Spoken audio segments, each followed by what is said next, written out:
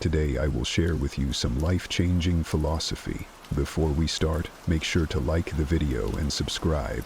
Also, comment where are you watching from and at what time you are watching. Have a nice sleep. What is the secret to greatness? I can tell you what it's not. It's not doing nothing. It's not waiting around for a lottery ticket. It's definitely not blaming the world, because blaming the world won't change anything. So what is it? We're going to explain that secret in this video in 5 steps that you can follow right at home. But we didn't discover this. 2,000 years ago, the Stoics did. What they invented and developed was so powerful that it made believers of people as different as Roman emperors and slaves. The world may have changed since then, but the psychological truths that push people to greatness have not. Now, I can't tell you what it takes to achieve greatness in 30 seconds. That's what this video is for. But I can give you a summary of what they found. Our power doesn't lie in controlling the things that happen. It can't, because we can't. Our power lies in mastering our response to the things that happen to us and the circumstances that we can change. And if you can learn to do that, you have solved the problem. Greatness is yours. But not me. It won't work for me. I can hear some of you saying, things never work out for me. My situation is different. I'm here to tell you that it will work for you, if you try. I'm going to give you a plan that will get you there, and here it is in outline form. First, you must focus. Second, you must change your thoughts to change your reality. Third, you must work to achieve a flow state in your life. Fourth, you must act according to your values. Fifth, you must make the world your arena. The most important of these is the first one. Focus. Above all and above everything else, you must focus. The great Stoic philosopher Seneca once said, "To be everywhere is to be nowhere." What this means is that when we spread our attention across too many things simultaneously, we aren't present or effective with any of them. Seneca is warning us that multitasking and constant distraction prevent deep engagement. It was true in his time, and it's true in ours. In modern life, when our attention jumps between emails, social media, work tasks, and conversations, we experience only the surface of each without making a meaningful impact.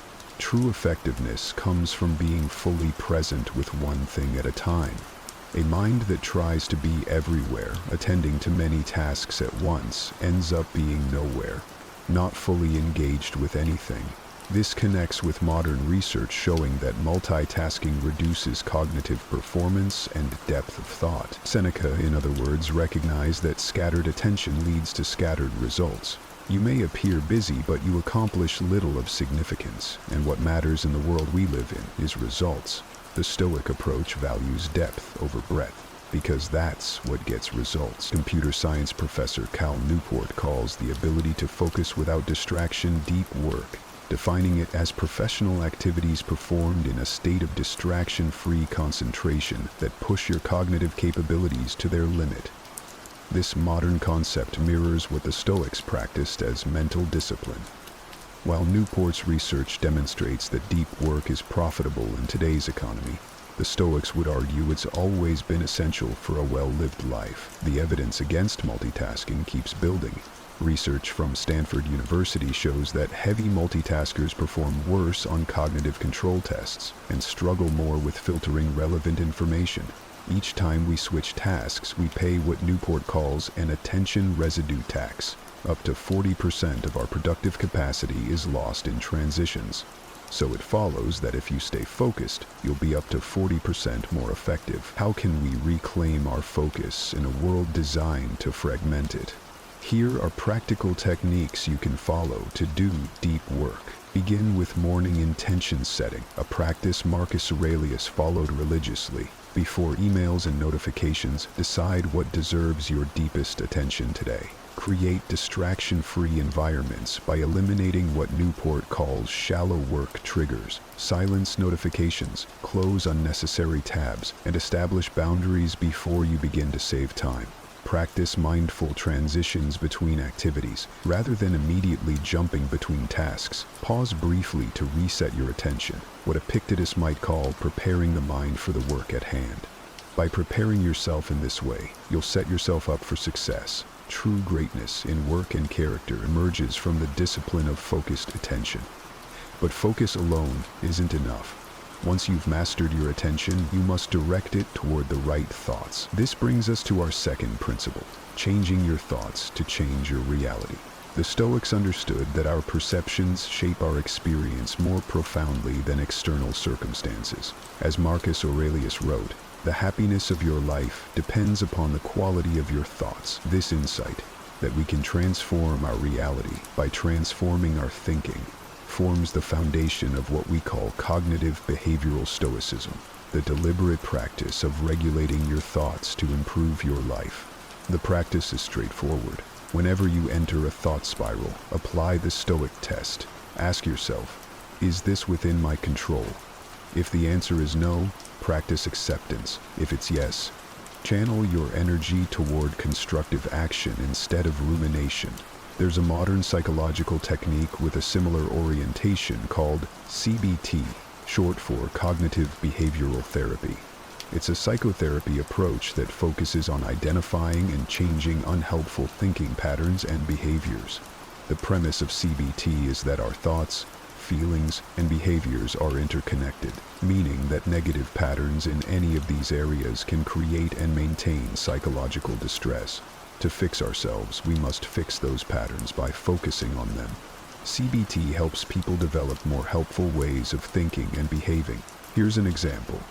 When something bad happens, most people fall into destructive thought patterns. This always happens to me. Everything is ruined. I can't handle this. The Stoics recognized these as false impressions, judgments that we add to neutral events. If we add them, that means we can also stop adding them. Epictetus taught that it's not what happens to you, but how you respond to it that matters. Consider how differently your day unfolds when you view challenges as opportunities rather than obstacles. This creates a feedback loop of empowerment.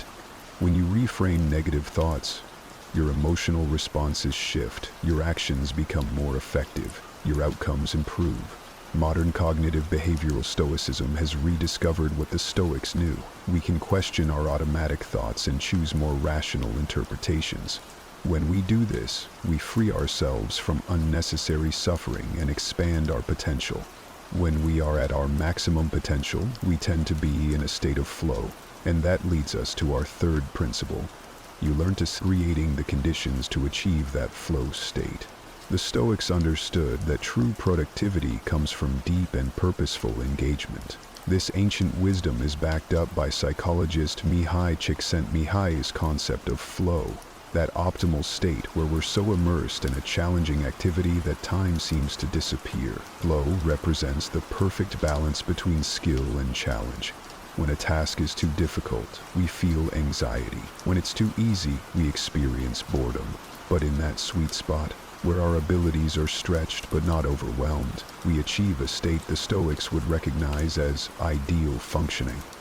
Seneca's advice to be present where you are anticipates Csikszentmihalyi's research by millennia. Both recognize that divided attention prevents the deep engagement necessary for excellence. Modern research confirms this ancient insight. Flow states correlate with peak performance in everything from athletics to artistic creation. The Stoic discipline of focusing solely on what's in your control is echoed by a key prerequisite for flow: clear goals with immediate feedback. By eliminating distractions, we create the conditions for flow to emerge. Epictetus taught that we should approach each task as if it were our last, bringing full attention to the present moment. This Stoic principle of mindful presence is exactly what Csikszentmihalyi observed in people experiencing flow. Complete absorption in the activity itself, not the results. To cultivate flow in your life, identify your flow triggers, those activities where you lose track of time. Structure your environment to eliminate distractions during these periods. Set clear goals with measurable progress markers. Practice the Stoic technique of premeditatio malorum, anticipating challenges to prepare for potential obstacles before you begin. The Stoics knew that meaningful accomplishment comes not from scattered effort but from focused mastery. In flow theory, we find scientific validation of this ancient idea. Our greatest satisfaction comes when we are fully engaged in meaningful challenges that stretch our capabilities. But what should guide these challenges? What direction should our focused energy take? This brings us to our fourth principle. You must act according to your values. The Stoics believed that true greatness arises from how we live our lives. This is the essence of values-based living, aligning your actions with your highest principles, no matter the circumstance. What matters most is how well you walk through the fire. As the writer Charles Bukowski put it, fortune is fickle, but character is enduring. When you act according to your values rather than impulse or external pressure, you build an unshakable foundation. At the heart of Stoic ethics are the four cardinal virtues: wisdom, courage, justice, temperance. Wisdom means practical judgment, knowing what to do, when to do it, and why it matters. It's distinguishing between what you can and cannot control, then focusing your energy accordingly. Wisdom is learning from every experience, especially failures, which the Stoics saw as powerful teachers. Courage means facing challenges without being paralyzed by fear. Not fearlessness, but acting despite fear when values demand it. As Seneca noted, sometimes even to live is an act of courage. This virtue enables you to bear hardship and to speak the truth, even when silence would be easier. Justice extends beyond legality to treating others with fairness and respect. It recognizes our shared humanity and responsibilities to one another. Marcus Aurelius emphasized this interconnection. What benefits the hive benefits the bee. Justice is seeing that your well-being is shared with others. Temperance is balanced self-discipline, not indulgence, but also not denial. It means moderation. It's mastering your desires rather than being mastered by them. Temperance creates the space between stimulus and response, where wisdom can breathe. The path to greatness requires more than good intentions. It demands that your actions consistently reflect your values, especially when doing so is difficult. As Epictetus taught, don't explain your philosophy, embody it. This brings us to our fifth and final principle. You must make the world your arena. Making the world your arena means transforming everyday environments into spaces of practice and growth where you can succeed. And to do that, before you can do anything else, you must first get out there. You must go into the world and try. That's the idea behind the do things badly principle. It cures perfectionism paralysis. Begin by giving yourself permission to perform poorly. Write the terrible first draft. Have the awkward conversation. Attempt the imperfect workout. Excellence emerges not from planning but from iteration. As writer Anne Lamott advocates, almost all good writing begins with terrible first efforts. It's a universal principle. You begin badly, then get better. If it helps, you can use a strategy we call if-then statements. Rather than saying, I'll exercise more, commit to, when I wake up on Monday, Wednesday, and Friday, I'll put on my running shoes and jog for 20 minutes. Research by psychologist Peter Gallwitzer shows that this approach dramatically increases follow-through by linking specific situations to the behaviors you want to see. If you need more help, consider using the 5-minute rule. Commit to just 5 minutes of the challenging activity. A minimal commitment bypasses psychological resistance and helps get you started. Once begun, continuation becomes easier thanks to your momentum. 5 minutes often becomes a full session of your intended activity. When you put all these strategies together, you end up establishing practical approaches as habits. Go outside your designated spaces to make the entire world the place where you practice. That's how you get started on the path to greatness. At the top of this video, we began by asking, what is the secret to greatness? Now you know. It's not some mysterious formula reserved for the lucky few. It's a practical, proven path that anyone can follow. Let these 5 Stoic principles, focus, thought management, flow, values-based action, and making the world your arena, be your framework for transformation, your path to stepping into greatness. When you master your focus, you gain the ability to direct your attention where it matters most. By changing your thoughts, you reshape your reality. Through flow, you tap into your highest potential. By acting according to your values, you build unshakable character. And by making the world your arena, you turn philosophy into practice, creating meaningful change in your life and the lives of others. Remember, greatness isn't about perfection, it's about progression. The Stoics understood that we're all works in progress. Every day presents new opportunities to apply these principles, to stumble, to learn, and to grow stronger throughout the process. As Marcus Aurelius reminded himself each morning, when you arise in the morning, think of what a precious privilege it is to be alive, to breathe, to think, to enjoy, to love. So begin today. Start badly if you must, but start. Focus your attention on what truly matters. Challenge your limiting thoughts. Find your flow. Live your values. Make every environment you move through an arena for practicing these timeless principles. The path to greatness lies before you. Now, it's your turn to take that first step. Change feels like one of those big, intimidating mountains to climb. We're all looking for the shortcut, the quick fix that will change everything in an instant. It's easy to get caught up in the idea that transformation has to happen overnight, that we need to take dramatic leaps or make drastic changes in order to see real progress. I get it. I've been there. You set a goal and at first the excitement is there, the motivation feels like a fire, ready to burn through anything in its way. But after a few days that fire dims and suddenly the whole thing feels too big, too overwhelming, so you stop. But what if I told you that the key to real, lasting change isn't in the grand gestures, but in the tiny, consistent steps? What if the transformation you're looking for was never meant to be a giant leap, but a series of small steps, taken day by day, that build on each other? That's the power of incremental change. It's easy to dismiss small actions as meaningless or too insignificant to make a difference, but it's these very actions that over time compound and create real progress. The first step starts with realizing that real change doesn't happen overnight. It's not about perfection, it's about progression. 7 days might seem like a small amount of time, but it's enough to create the foundation for something greater. In this video, you'll see how simple daily actions, things you can start today, can begin shaping your future self. By the end of the week, you'll begin to notice the shift in your mindset, your energy, and your clarity. Are you ready to see what's possible in just 7 days? Before we begin, please subscribe and tap the notification bell so you never miss out on more amazing videos like this. Let's get started.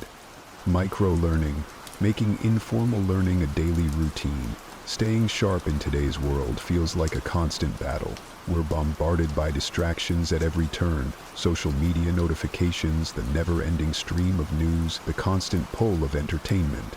It's hard to keep up with everything, let alone take the time to focus on something that truly expands our knowledge. Our attention spans are shorter, our minds pulled in a million directions. And yet, we all know the value of learning, of growing, evolving, and staying curious. But how? How do we make room for that in a world that seems to move faster than we can keep up? That's where the idea of micro-learning comes in. Micro-learning isn't about diving into textbooks or dedicating hours of your day to study. It's about small, bite-sized chunks of knowledge that you can consume daily in the midst of your busy life. We all know that we can't always sit down for an hour-long lecture or spend an entire afternoon reading a book. But what if, instead, you dedicated just 5 to 10 minutes every day to learning something new? You could watch a short video on YouTube about a topic that interests you, listen to a podcast during your morning commute, or read an article while you wait for your coffee. The key is to seek out small, digestible pieces of information that spark your curiosity. This habit doesn't require a huge commitment. It's about building a routine that keeps your mind engaged and open to new ideas. Pick something that piques your interest, whether it's learning about a historical event, discovering new productivity techniques, or exploring a completely new skill. The beauty of micro-learning is its flexibility. You can make it fit into your day, no matter how busy you are. Maybe you listen to a podcast on your lunch break, or watch a quick YouTube video while you unwind in the evening. It doesn't matter when or how long, as long as you make it a regular part of your routine. What does this do for you? Well, aside from keeping your mind sharp, it expands your worldview. It helps you see things from new perspectives, fueling your curiosity and sparking ideas you never would have had otherwise. In a world that often feels overwhelming, microlearning is a powerful tool to stay adaptable and engaged.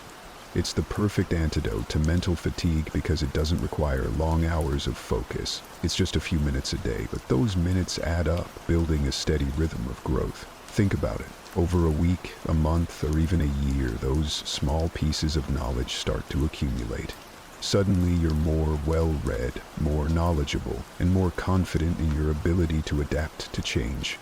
Even when life feels like it's moving at full speed, micro-learning gives you a chance to catch your breath and keep growing, one small step at a time. And that's the magic of it. When you embrace this habit, you're not just learning facts, you're building a mindset of curiosity and resilience.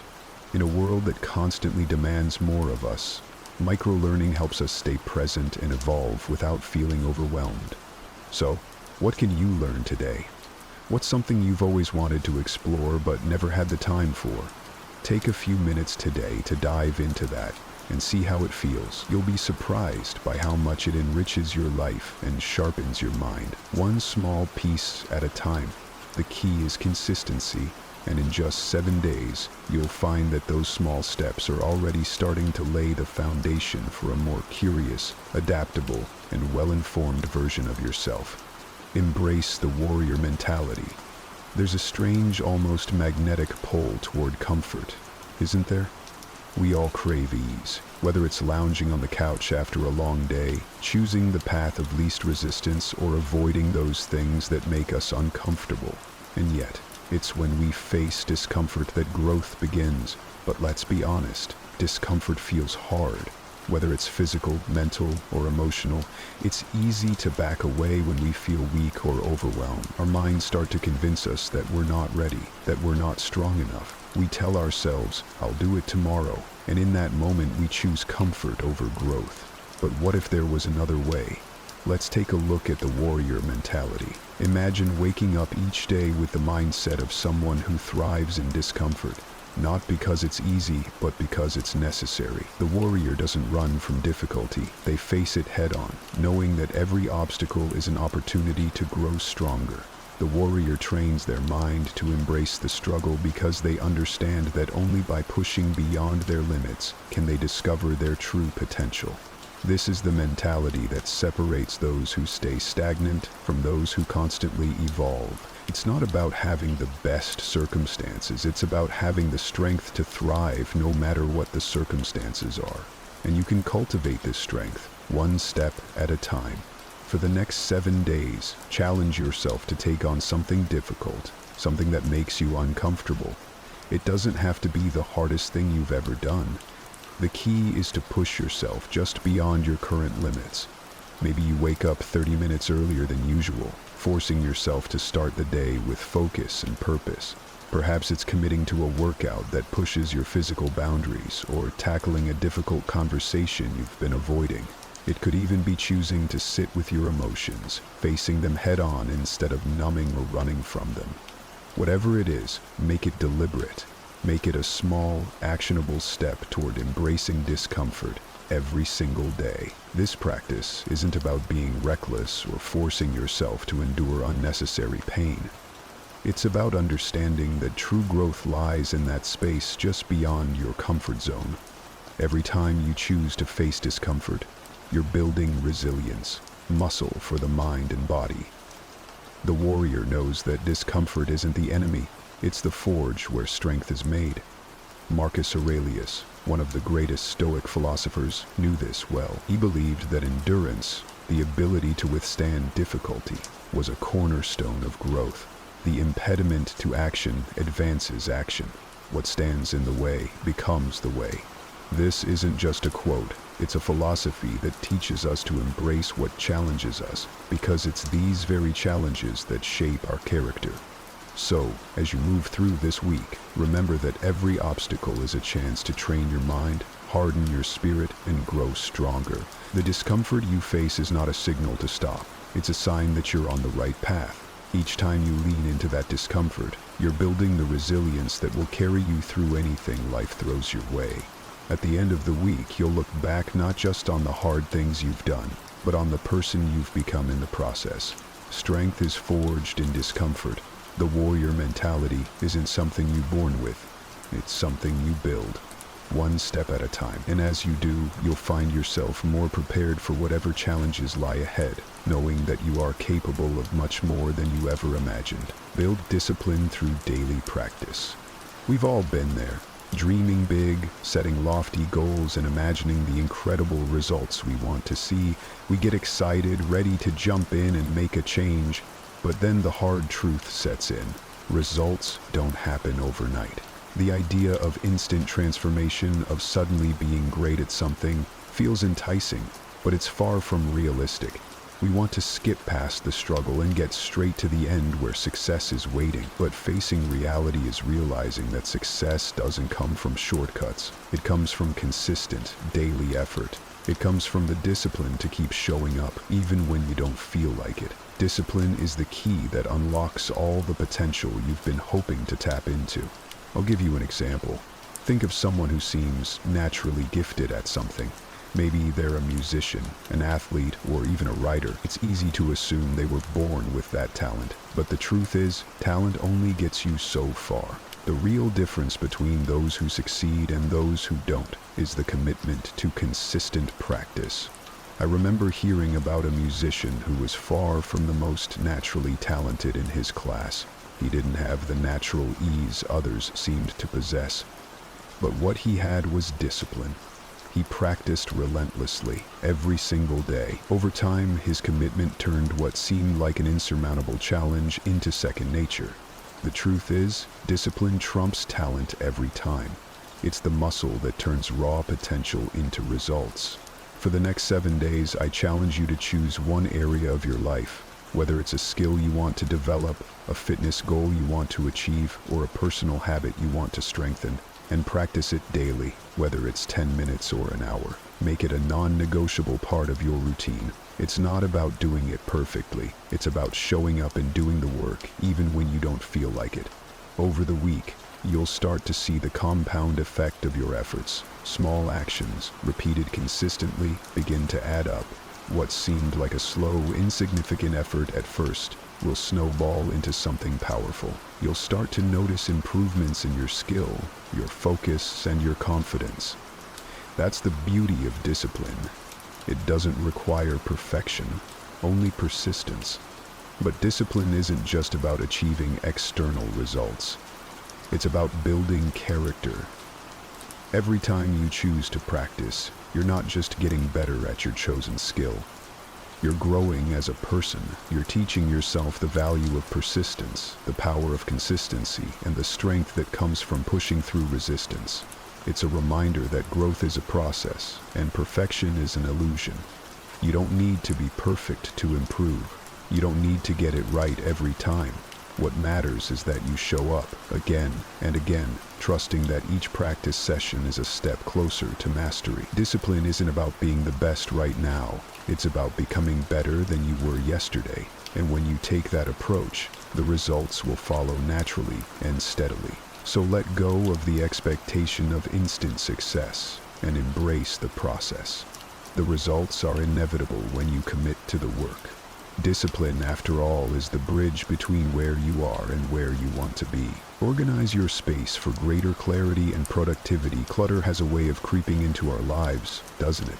Whether it's piles of paper on our desks, a chaotic inbox, or a cluttered mind that can't focus for more than a few minutes, the mess adds up. At first it seems harmless, just one more thing to deal with later. But over time, the clutter starts to weigh on us. It distracts us, makes it harder to think clearly, and drains our energy. You've probably experienced this. The more cluttered things get, the more overwhelmed you feel. Your mind mirrors the mess around you, constantly distracted and clouded, making it harder to focus and be productive. It's as if the physical mess outside reflects an internal state of disorganization. So, how do we break free from this constant feeling of overwhelm? The key lies in organizing your environment. The simple act of clearing clutter can do wonders for your mental clarity. When your space is clean, everything becomes easier. You can find what you need quickly. Your mind feels less chaotic. The energy in the room shifts. A tidy space creates room for better thinking. It's no coincidence that when we feel productive, our surroundings tend to be more organized. A well-kept space isn't just about appearances, it's about functionality. It's about reducing distractions so your mind can focus on what truly matters. Organizing your environment isn't just about creating an aesthetically pleasing space. It's about giving yourself the mental clarity to think more clearly, to work with focus, and to live with intention. I'd love to challenge you this coming week to spend just 5-10 minutes a day decluttering or organizing one space in your life. Maybe start with your desk. Clear off papers, organize your files, and give yourself a clean slate to work with. Or tackle your digital space, sort through your emails, delete files you no longer need, and organize your digital folders. Pick one small area each day, and as you declutter, notice how it makes you feel. At first, it might seem like a small, insignificant effort, but as you continue this habit each day, you'll start to see the cumulative impact. Each small act of tidying up creates more room for focus, creativity, and productivity. It's the compound effect of creating an environment where clarity can thrive. As you clear the physical clutter, take a moment to reflect on how it affects your mental state. A clean space doesn't just help you be more productive, it helps you think more clearly. It creates the mental space to focus on what's important. Just like how decluttering a room makes it easier to find what you need, organizing your thoughts and priorities becomes much easier when your environment is clean and intentional. When you make room in your surroundings, you make room in your mind. The less cluttered your environment, the more space you have to focus on your goals, your passions, and your growth. So take the first step. Start with one area today. The small wins will build up, and soon you'll realize that by organizing your space, you've also organized your mind. A clean environment isn't just about external order. It's about creating the mental clarity that leads to true productivity and peace of mind. Exercise to boost body and mind.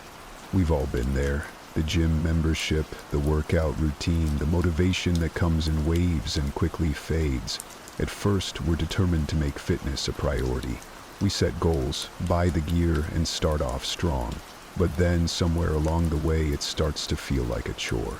The motivation wanes and working out feels like something we have to do rather than something we want to do. It's easy to get caught up in the cycle of pushing through just to check the box, but deep down we know it's not working.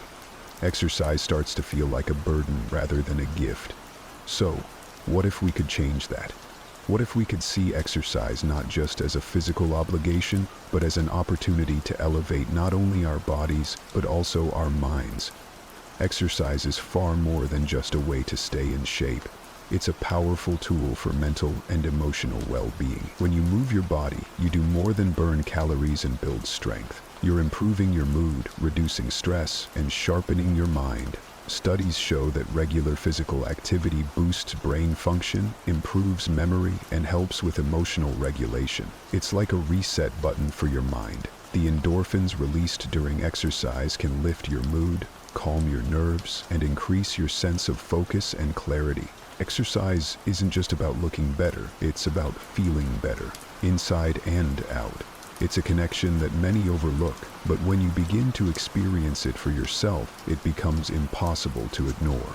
A workout can be the reset your mind needs to tackle life's challenges with resilience and focus. For the next week, commit to starting with just 10 minutes of exercise each day. Keep it simple and achievable. Consistency is more important than intensity right now. Maybe you start with a brisk walk, some body weight exercises like push-ups or squats, or even a quick yoga session. The goal is not to push your limits right away, but to show up every day. Get your body moving, even if it's just for a short time. As you build this habit, try mixing it up to avoid the monotony of doing the same thing every day. Try a new workout style, explore a different activity, or challenge yourself in a new way. The key here is consistency. Don't worry about making it perfect, just commit to doing it daily. Over time, those 10 minutes will feel less like a task and more like a vital part of your routine. As you continue to exercise, think about the bigger picture.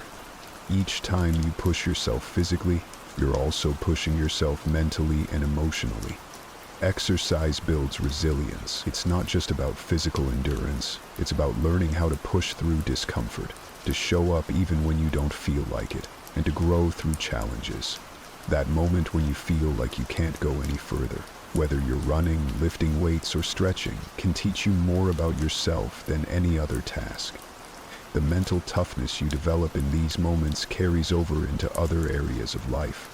You learn that you can handle more than you thought. You learn to sit with discomfort, knowing that it's temporary and that growth often comes from pushing beyond what you thought were your limits. So, as you commit to these daily workouts, remember that you're not just training your body. You're strengthening your mind, your emotions, and your resilience. Exercise isn't just physical.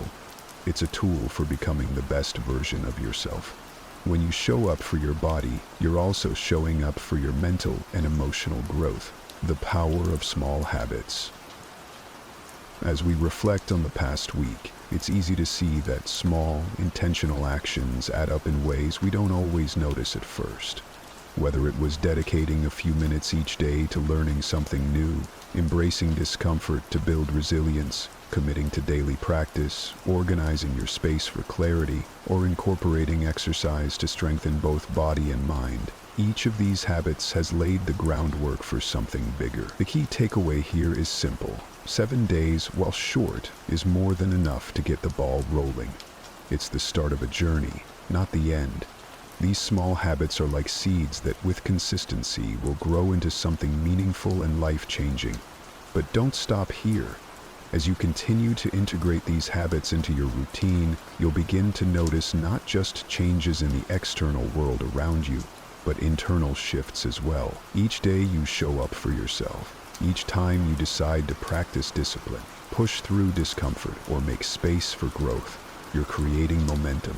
The beauty of momentum is that once it's in motion, it becomes easier to keep going. Each step forward builds on the one before, creating a ripple effect of change. It's not about achieving perfection or expecting instant results. It's about committing to the process, trusting that each small action compounds over time, leading to lasting transformation. Change, as we know, is rarely immediate, and it's certainly not always linear. But every day you put in the effort, you're reinforcing the foundation of a better version of yourself. The work you put in now is what will pay off in the future. So, keep going. Life will test you. You will face setbacks, disappointments, and moments where you feel like everything is against you. That's a guarantee. But here's the real question. How do you respond?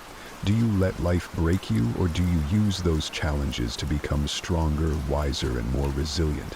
Mentally strong people don't crumble under pressure. They don't allow fear, doubt, or negativity to control them. Instead, they build a mindset that allows them to face anything with clarity, confidence, and inner peace. This isn't about pretending life is easy. It's about mastering yourself so that no matter what happens, you remain unshaken.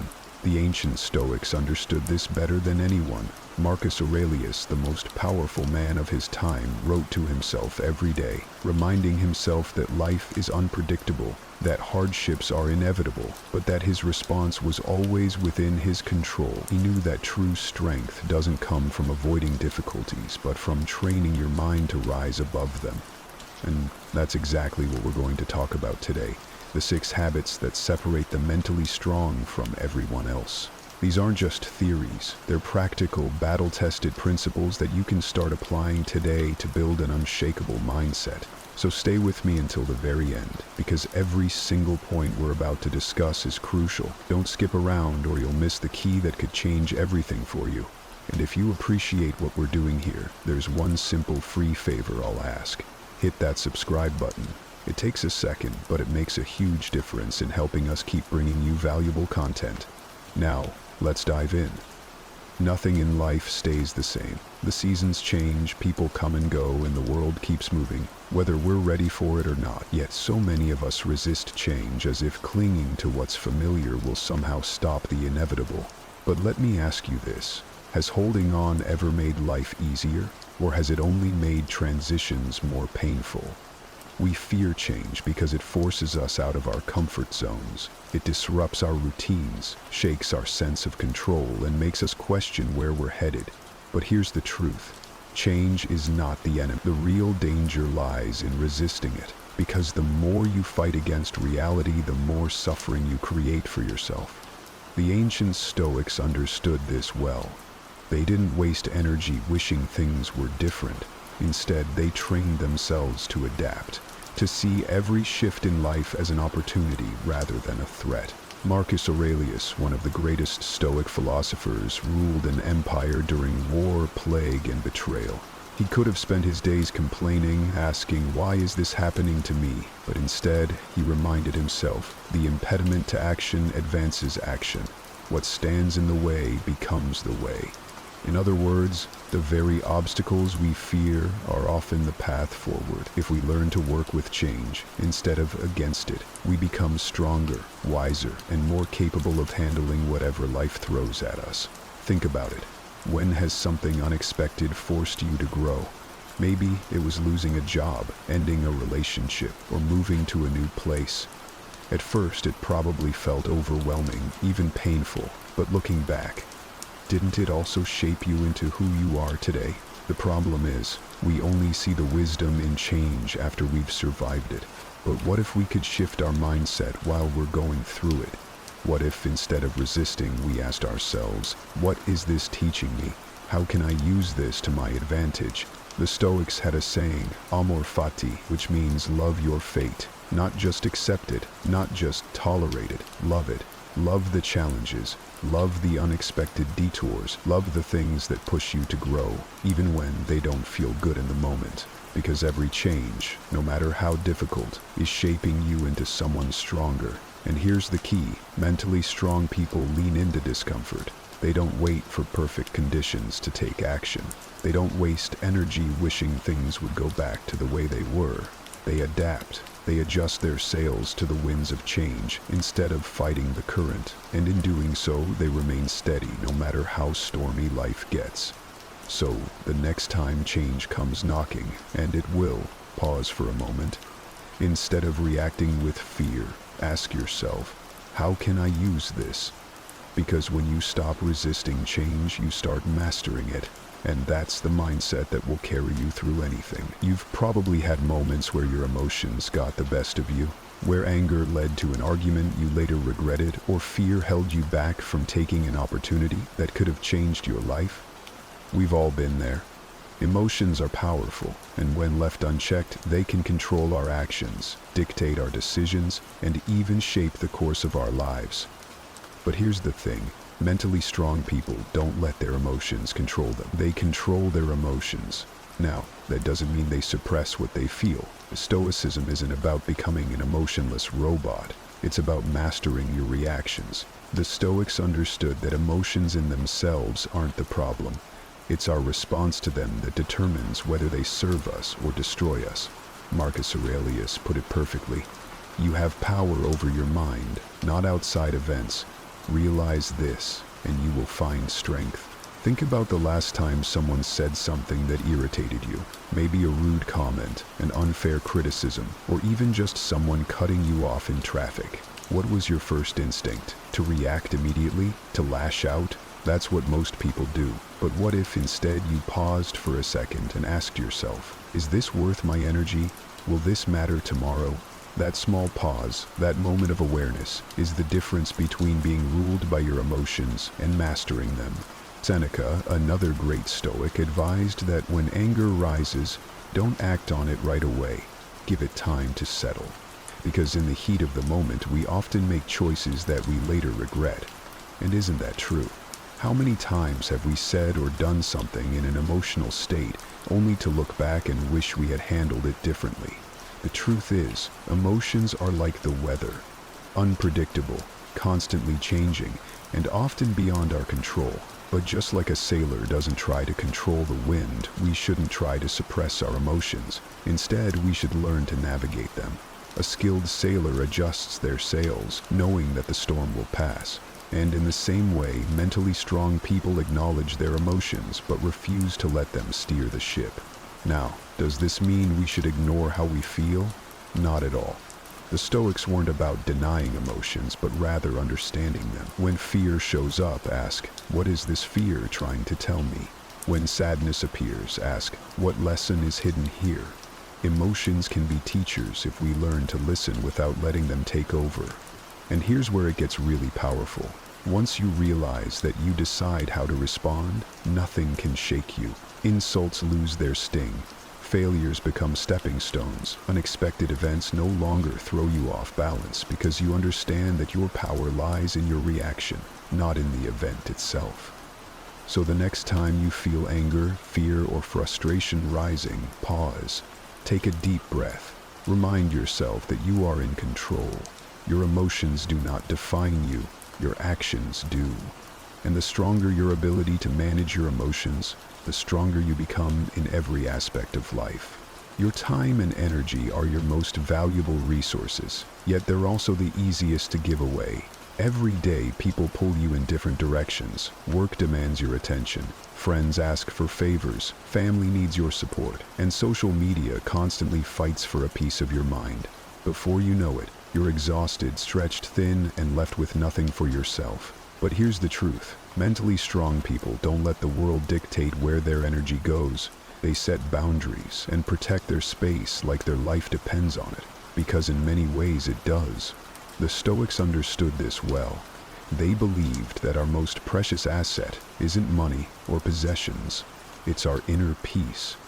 And yet, most of us give it away without thinking twice. Seneca warned against this when he said, "People are frugal in guarding their personal property, but as soon as it comes to squandering time, they are most wasteful of the one thing in which it is right to be stingy." Think about that for a moment. If someone tried to take money from your pocket, you'd resist. But when people take your time, your most irreplaceable asset, you give it away freely. Why? Maybe it's guilt, maybe it's fear of disappointing others, maybe it's the habit of always putting others first. But here's the thing, saying yes to everyone else all the time means saying no to yourself. And mentally strong people don't do that. They understand that without clear boundaries, they'll never have the time or energy to focus on what truly matters, whether that's their goals, their health, or their peace of mind. So, how do you start setting boundaries? First, recognize that it's not selfish, it's necessary. Saying no to something that drains you doesn't mean you don't care. It means you value yourself enough to protect your well-being. You wouldn't let someone walk into your home and trash the place, so why let people invade your mental space with negativity, unnecessary obligations, or constant distractions? One of the biggest misconceptions about boundaries is that they push people away. But in reality, the right people respect boundaries. The ones who don't, they were never meant to have full access to you in the first place. Marcus Aurelius said, "The soul becomes dyed with the color of its thoughts." In other words, the people and energy you allow into your life shape who you become. If you surround yourself with constant stress, drama, and obligations that don't serve you, don't be surprised if you feel drained, anxious, or lost. Now let's talk about practical ways to set boundaries. First, identify what truly matters to you. What are your priorities? What fuels your energy instead of depleting it? Once you're clear on that, it becomes easier to say no to everything that doesn't align with those values. Next, practice the art of saying no without over-explaining. You don't owe anyone a detailed justification for protecting your time. A simple, "I can't commit to that right now" is enough. And most importantly, don't feel guilty. Protecting your energy isn't an act of selfishness, it's an act of self-respect. If you don't prioritize yourself, no one else will do it for you. At the end of the day, setting boundaries isn't about shutting people out. It's about making sure you have enough energy for what truly matters. When you stop saying yes to every demand and start saying yes to yourself, you'll notice something incredible. You feel lighter, more focused, and in control of your life. And that, my friend, is the foundation of true mental strength. Life doesn't always go the way we want. We face setbacks, make mistakes, and sometimes find ourselves in situations that feel unfair. It's easy to blame circumstances, point fingers, or tell ourselves that we're just unlucky. But here's the hard truth. Mentally strong people don't waste time making excuses. They take full responsibility for their actions, their choices, and ultimately their lives. The Stoics believed that while we can't always control what happens to us, we can control how we respond. Epictetus put it best when he said, "We cannot choose our external circumstances, but we can always choose how we respond to them." That's what real strength looks like. Owning your decisions, learning from your mistakes, and refusing to see yourself as a victim of life's circumstance. Think about the most successful, resilient people you know. Do they sit around complaining about how unfair life is, or do they take action, adjust, and find a way forward? The difference between those who grow and those who stay stuck isn't intelligence, talent, or luck, it's responsibility. When you own your actions, you take back your power. When you blame others, you give that power away. Now, taking responsibility doesn't mean being overly critical of yourself or beating yourself up for past mistakes. That's not the point. The goal isn't to drown in guilt, it's to learn and improve. Seneca, one of the greatest Stoic thinkers, believed that every failure was an opportunity for self-reflection. He advised that at the end of each day we should review our actions and ask, what did I do well? What could I have done better? What will I improve tomorrow? That's how you grow, not by avoiding mistakes, but by using them as stepping stones. Here's a simple but powerful exercise. Think of a challenge you're facing right now. Maybe it's a financial issue, a relationship struggle, or a personal goal you haven't achieved yet. Instead of blaming external factors, ask yourself, what part of this is within my control? What actions can I take to improve this situation? It's a shift in mindset that changes everything. The truth is, life will throw obstacles your way. You'll face difficult people, unexpected problems, and moments where things feel unfair. But the strongest people, the ones who truly thrive, are the ones who don't waste energy complaining. They adapt. They take ownership. They look at every setback as a lesson, not a punishment. So the next time you catch yourself making an excuse, pause.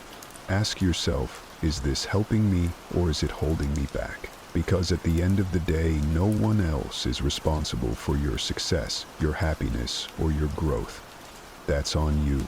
And once you fully embrace that truth, you become unstoppable.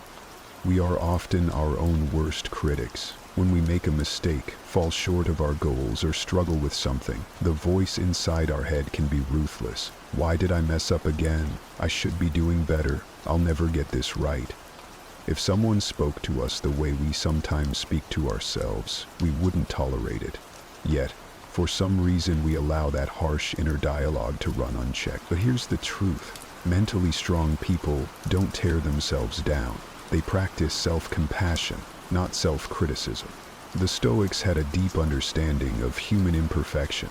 They didn't expect themselves or anyone else to be flawless. Instead, they focused on progress, on learning, on growing, on improving.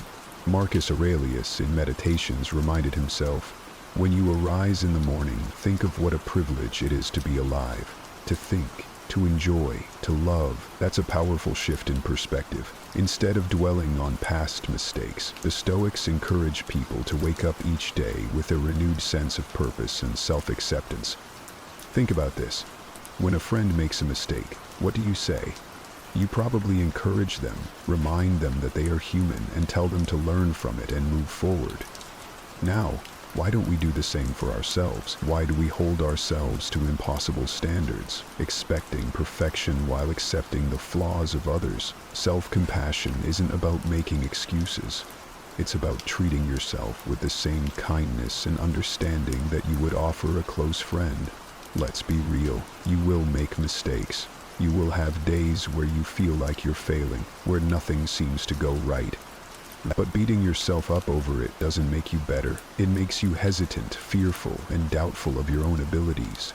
The Stoics believed that the mind is like a garden. What you plant is what grows. If you constantly feed it negative thoughts, don't be surprised when self-doubt takes over. But if you practice self-compassion, you create an environment where resilience, confidence, and self-respect can flourish. So, how do you start? First, pay attention to your inner dialogue. When you catch yourself in negative self-talk, stop. Ask yourself, would I say this to someone I care about? If the answer is no, then why say it to yourself? Second, learn from your mistakes instead of dwelling on them. Seneca wrote, "A gem cannot be polished without friction, nor a man perfected without trials." Every challenge, every failure is shaping you into a stronger version of yourself. Finally, remind yourself that growth takes time. You don't become wise overnight.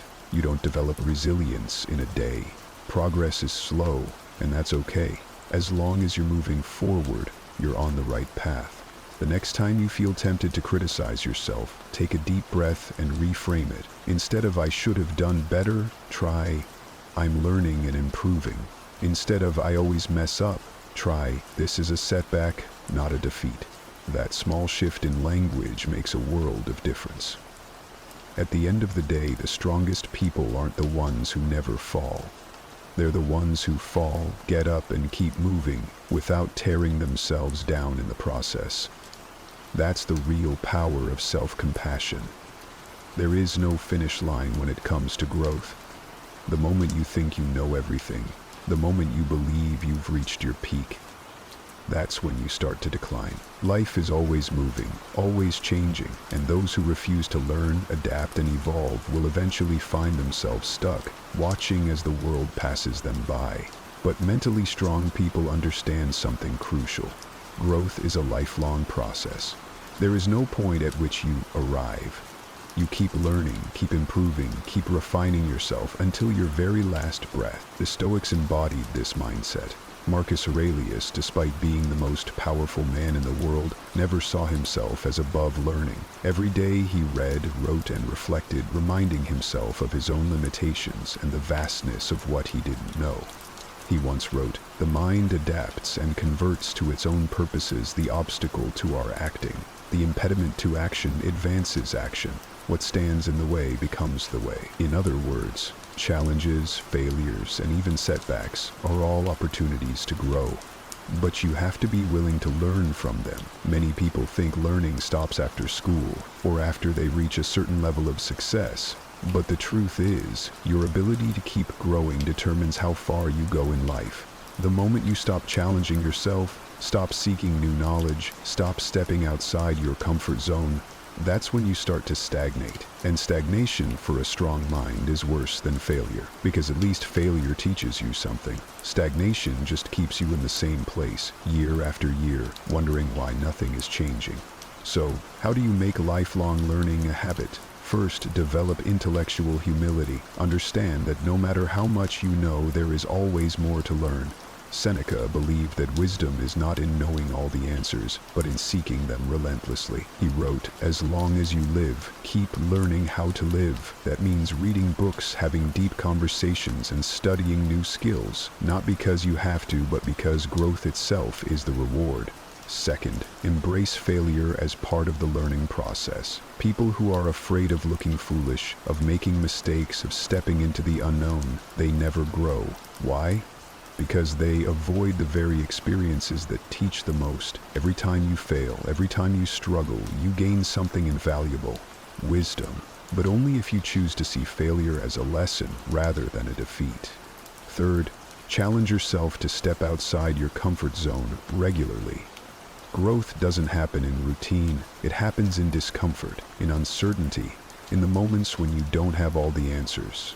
The Stoics believed that we should seek out difficult things, not because suffering is the goal, but because growth is. Epictetus taught that we should train our minds the way an athlete trains their body, through discipline, challenge, and continuous improvement. And finally, never let ego stop you from evolving. One of the biggest barriers to learning is thinking you already know enough. The wisest people never assume they have it all figured out. They ask questions. They listen more than they speak, They remain open to new perspectives, even if they challenge their existing beliefs. That's why truly strong people, mentally, emotionally, and intellectually, are always growing. At the end of the day, life rewards those who are willing to adapt. The world changes, industries evolve, people grow. If you refuse to evolve with it, you'll get left behind. But if you commit to lifelong learning, to challenging yourself, to staying curious and open, you'll never stop growing. And that, more than anything, is what keeps you strong. Life isn't about avoiding hardship. It's about becoming strong enough to face anything. The habits we've talked about today aren't just ideas.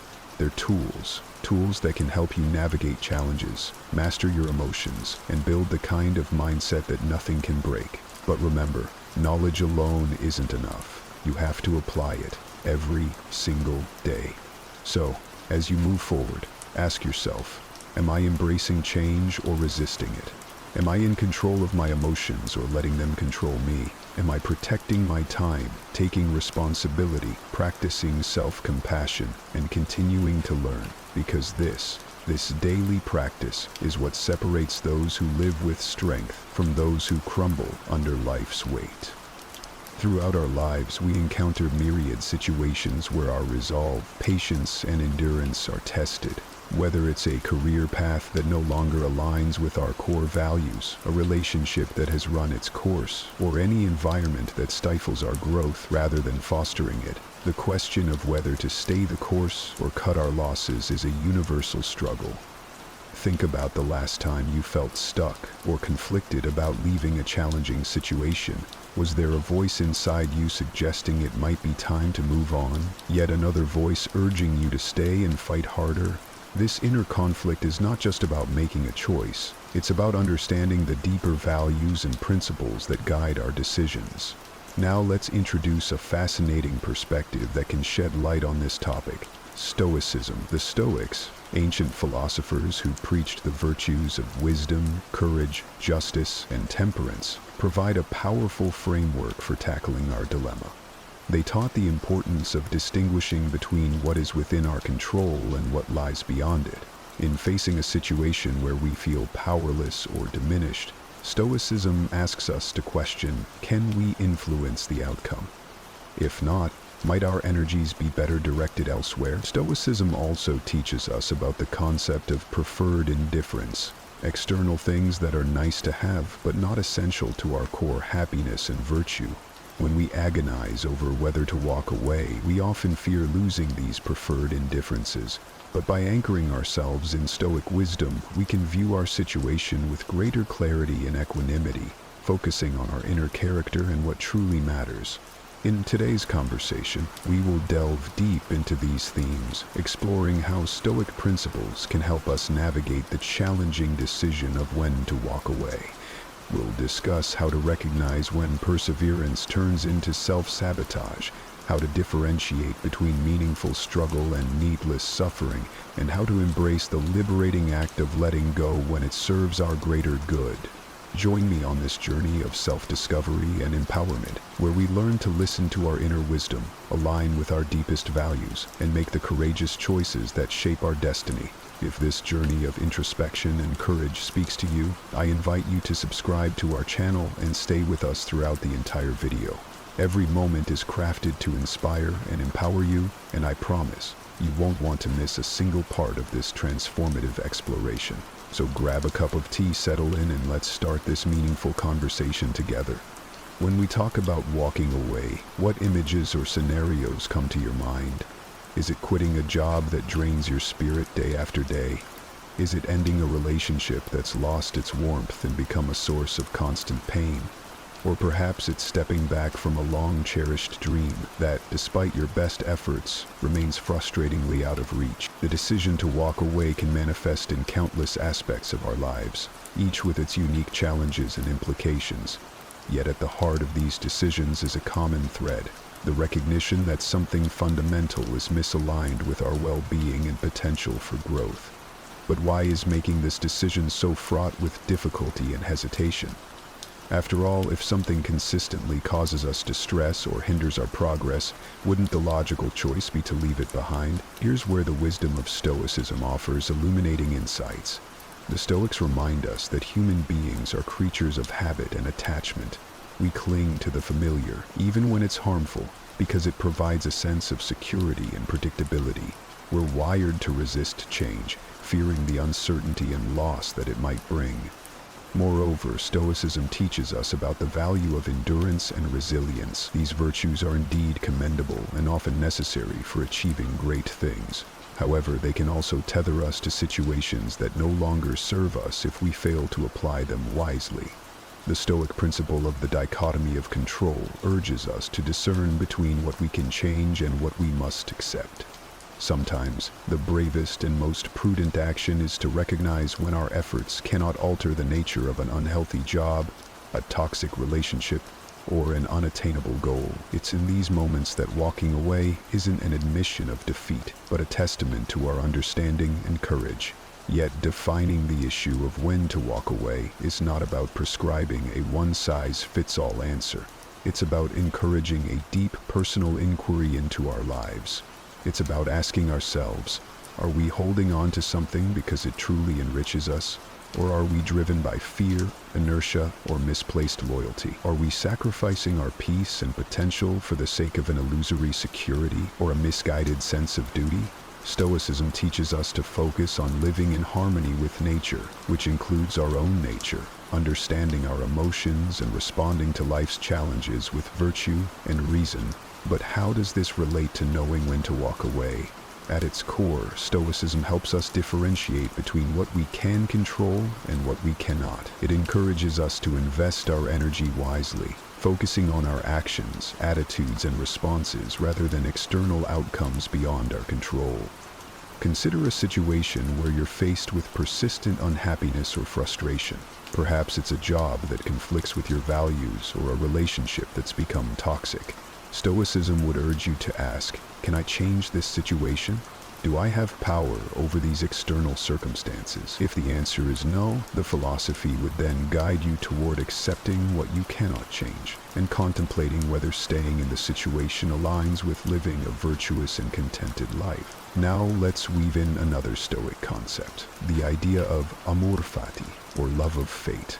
This principle encourages us to embrace whatever life throws at us, finding the opportunity for growth and learning in every situation. However, loving our fate doesn't mean resigning ourselves to endure unnecessary suffering or clinging to situations that diminish our well-being. Instead, it's about recognizing when our struggles serve a purpose and when they merely hold us back from realizing our potential. Through a Stoic lens, walking away is not about escaping challenges or shirking responsibility. It's about making a reasoned choice to direct our lives toward what is truly good for us, which sometimes means letting go of what we cannot change to focus on what we can. It's a testament to our ability to act with wisdom and courage, honoring our nature by seeking environments and relationships that allow us to flourish. As we further explore these theoretical perspectives, we'll delve into specific Stoic teachings and how they can inform our decisions at life's crossroads. We'll discuss how embracing Stoic virtues, wisdom, justice, courage, and moderation can empower us to make choices that resonate with our deepest values and aspirations. Have you ever heard the saying, experience is the best teacher? Well, it's true. Learning from real-life situations can profoundly impact our understanding and decision-making. When we muster the courage to walk away from situations that no longer serve us, we're not just turning our backs on something, we're stepping forward into new possibilities. But what exactly are these benefits? How does walking away open up avenues for personal growth and happiness? And how does Stoicism, with its deep roots in wisdom and virtue, help us appreciate these benefits even more? Firstly, walking away can lead to a profound sense of liberation. Imagine the weight lifting off your shoulders when you finally release a burden you've been carrying, perhaps a toxic relationship, a stifling job, or an unattainable goal. This newfound freedom allows you to breathe, to realign with your core values, and to invest your energy in pursuits that truly resonate with your authentic self. Stoicism teaches us the value of freedom, not as an external condition, but as an internal state of being. By choosing to walk away, we exercise our freedom to choose our path, embodying the Stoic ideal of living in accordance with nature, our own true nature. Moreover, walking away can catalyze personal growth and self-discovery. It's often in the aftermath of a difficult departure that we learn the most about ourselves, our resilience, our values, our desires. These insights are invaluable, shaping our character and guiding our future choices. Stoicism encourages us to view every experience as an opportunity for learning and growth. Thus, when we walk away from a negative situation, we're not just escaping negativity. We're embracing the chance to develop virtues like wisdom, courage, and temperance, which are central to a well-lived life. Another significant benefit is the opportunity to cultivate healthier relationships and environments. By leaving a toxic situation, we create space for more positive and nourishing connections to enter our lives. Whether it's finding colleagues who support and inspire us, friends who uplift and understand us, or partners who respect and cherish us, walking away sets the stage for more fulfilling interaction. In Stoicism, the concept of oikeiosis refers to the natural inclination to connect with and care for others, suggesting that fostering healthy relationships is essential to our well-being and moral development. Lastly, walking away can reaffirm our agency and self-respect. Making the decision to leave, especially in difficult circumstances, is a powerful assertion of our worth and autonomy. It's a declaration that we value ourselves enough to walk away from anything that diminishes us. Stoicism teaches us to find our self-worth not in external accolades or possessions, but in our capacity to live virtuously. By choosing to walk away from situations that conflict with our values, we honor our intrinsic dignity and cultivate a sense of inner peace and self-assurance. As we explore these benefits, I encourage you to consider them in the context of your own life. Reflect on the times you've had the courage to walk away, and how those choices have shaped your path. And if you're currently facing a crossroads, contemplate how these insights might inform your decision. Remember, walking away isn't just about what you leave behind. It's about the journey ahead, and the growth, freedom, and fulfillment that await when you choose the path that's right for you. Deciding to walk away is rarely straightforward. It's a path fraught with challenges and complexities, each demanding our courage, reflection, and discernment. But what exactly makes this decision so daunting? And how can Stoic philosophy help us navigate these turbulent waters with greater clarity and resilience? One of the foremost challenges is the emotional turmoil associated with walking away. Whether it's guilt, fear, regret, or sadness, a whirlwind of emotions can cloud our judgment and hinder our ability to make a decision aligned with our best interests. Stoicism, however, offers a valuable perspective. It teaches us to observe our emotions without being overwhelmed by them. By acknowledging our feelings and understanding their transient nature, we can make reasoned choices rather than reactive ones. The Stoics emphasize the importance of apatheia, a state of inner tranquility achieved by managing our passions and maintaining a rational perspective. This doesn't mean becoming emotionless, but rather developing the emotional resilience to face difficult decisions with composure and clarity. Another significant challenge is the fear of the unknown. Walking away often means stepping out of our comfort zone and into uncertain territory. What lies ahead? Will we regret our decision? Such questions can be paralyzing. Yet Stoicism encourages us to embrace uncertainty as an inherent part of life. It teaches us to focus on the present, doing our best with what's within our control and accepting what's beyond it. By cultivating a sense of detachment from outcomes, what the Stoics call ataraxia, or undisturbedness, we can overcome the fear of the unknown and move forward with confidence in our ability to adapt and thrive, regardless of circumstances. Moreover, societal expectations and pressures can make it difficult to walk away. We may worry about judgment from others, disappointing those we care about, or defying cultural norms. Here, Stoicism reminds us of the importance of living according to our own values and judgments, rather than being swayed by external opinions. The Stoic principle of autonomy asserts our right to govern ourselves, making decisions based on our reasoned understanding of what's good and right. By honoring our inner compass and standing firm in our convictions, we can navigate societal pressures with integrity and authenticity. Lastly, there's the challenge of letting go of what we've invested, our time, energy, emotions, or resources. This is where the Stoic concept of impermanence can guide us. Recognizing that everything is subject to change and loss helps us loosen our grip on the status quo and make peace with the necessity of moving on. It encourages us to find fulfillment not in external circumstances, but in our capacity to live virtuously, irrespective of our situation. As we consider these challenges and considerations, let's reflect on how Stoicism not only illuminates the obstacles we face, but also empowers us to confront them with wisdom, courage, and equanimity. Remember, the decision to walk away is a deeply personal and often difficult one, but by anchoring ourselves in Stoic principles, we can approach it with greater clarity, strength, and a sense of peace, knowing that it's a step toward honoring our true selves and cultivating a life of genuine flourishing.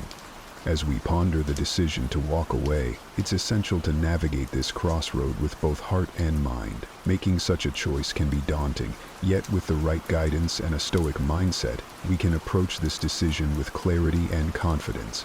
How do we then discern the right course of action, and how can Stoic wisdom illuminate this path?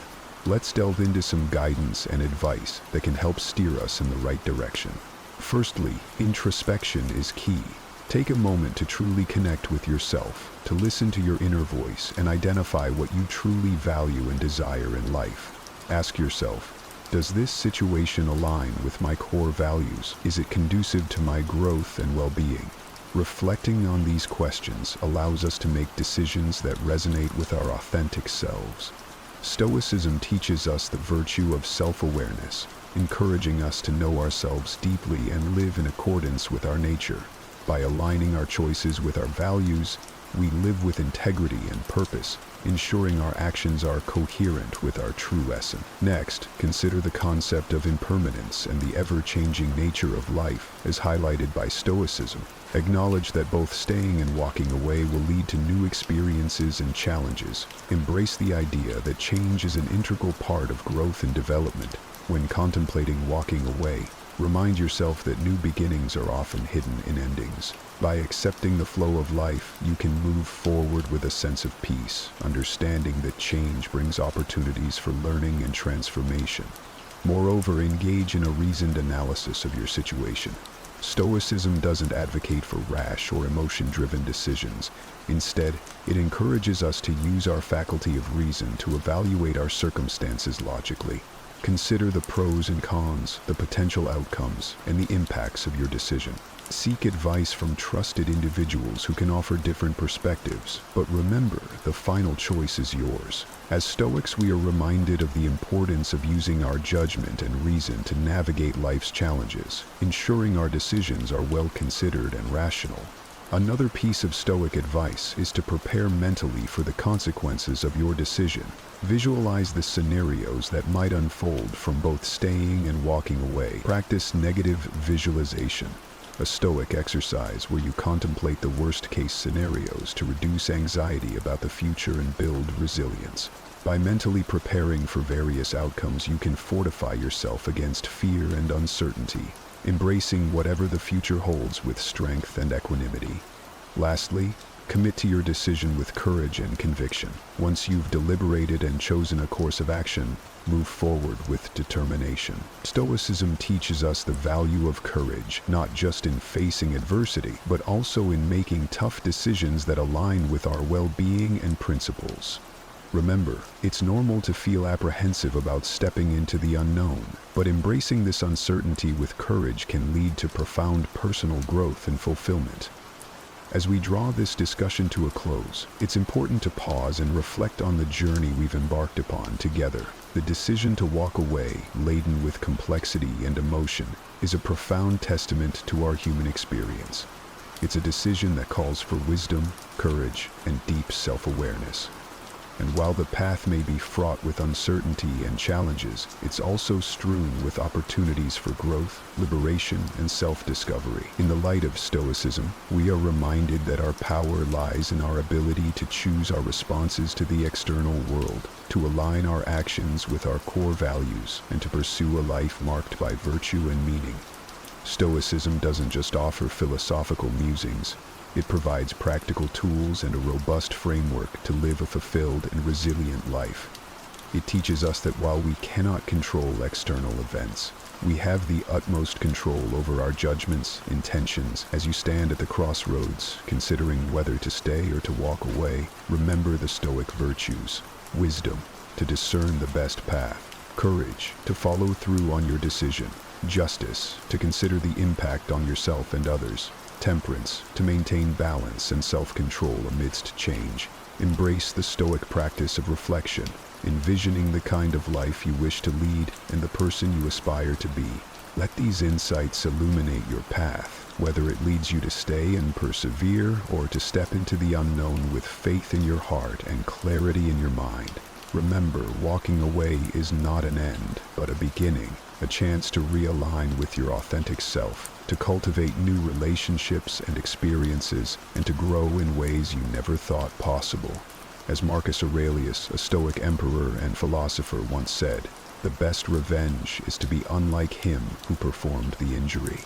If you have been wronged, or if a situation no longer serves your highest good, choose to respond not with bitterness or regret, but with strength, dignity, and a forward-looking gaze. In conclusion, whether you choose to walk away or to stay, do so with deliberation and purpose.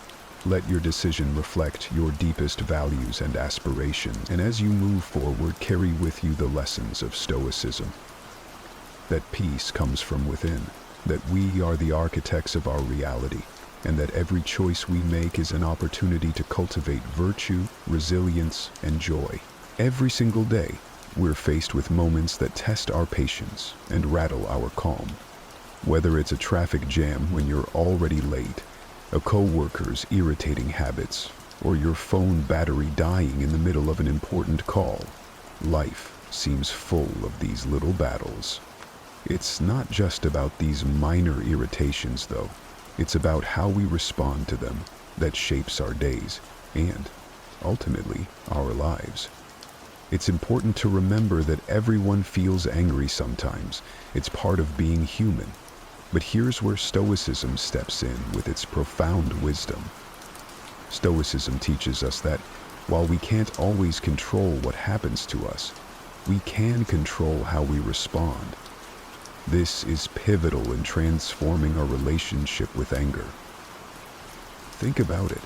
When something goes wrong or someone frustrates us, our first instinct might be to react with anger. But what if, instead, we paused and considered this reaction? Stoicism encourages us to see these moments as opportunities to practice virtues like patience, understanding, and resilience. By acknowledging anger as a natural emotion, we set the stage for learning how to handle it more effectively. The Stoic philosophers like Epictetus and Marcus Aurelius often discuss the concept of not being swayed by external events, but instead focusing on our internal responses. They believe that our emotions, including anger, come from our judgments about events, not the events themselves. So, when we feel angry, it's often because we're placing a particular value or judgment on what's happened. This understanding opens up a powerful opportunity for us. Each time we feel anger rising, we can ask ourselves, what judgment am I making about this situation? Is there another way to view it? This is not about suppressing or denying your anger. It's about understanding it. By getting to the root of what triggers our anger, we can start to change our responses. For instance, if you get cut off in traffic and feel the anger bubbling up, recognize this as a chance to examine why you react this way. Is it really the action of the other driver, or is it your belief that your route should be obstacle-free?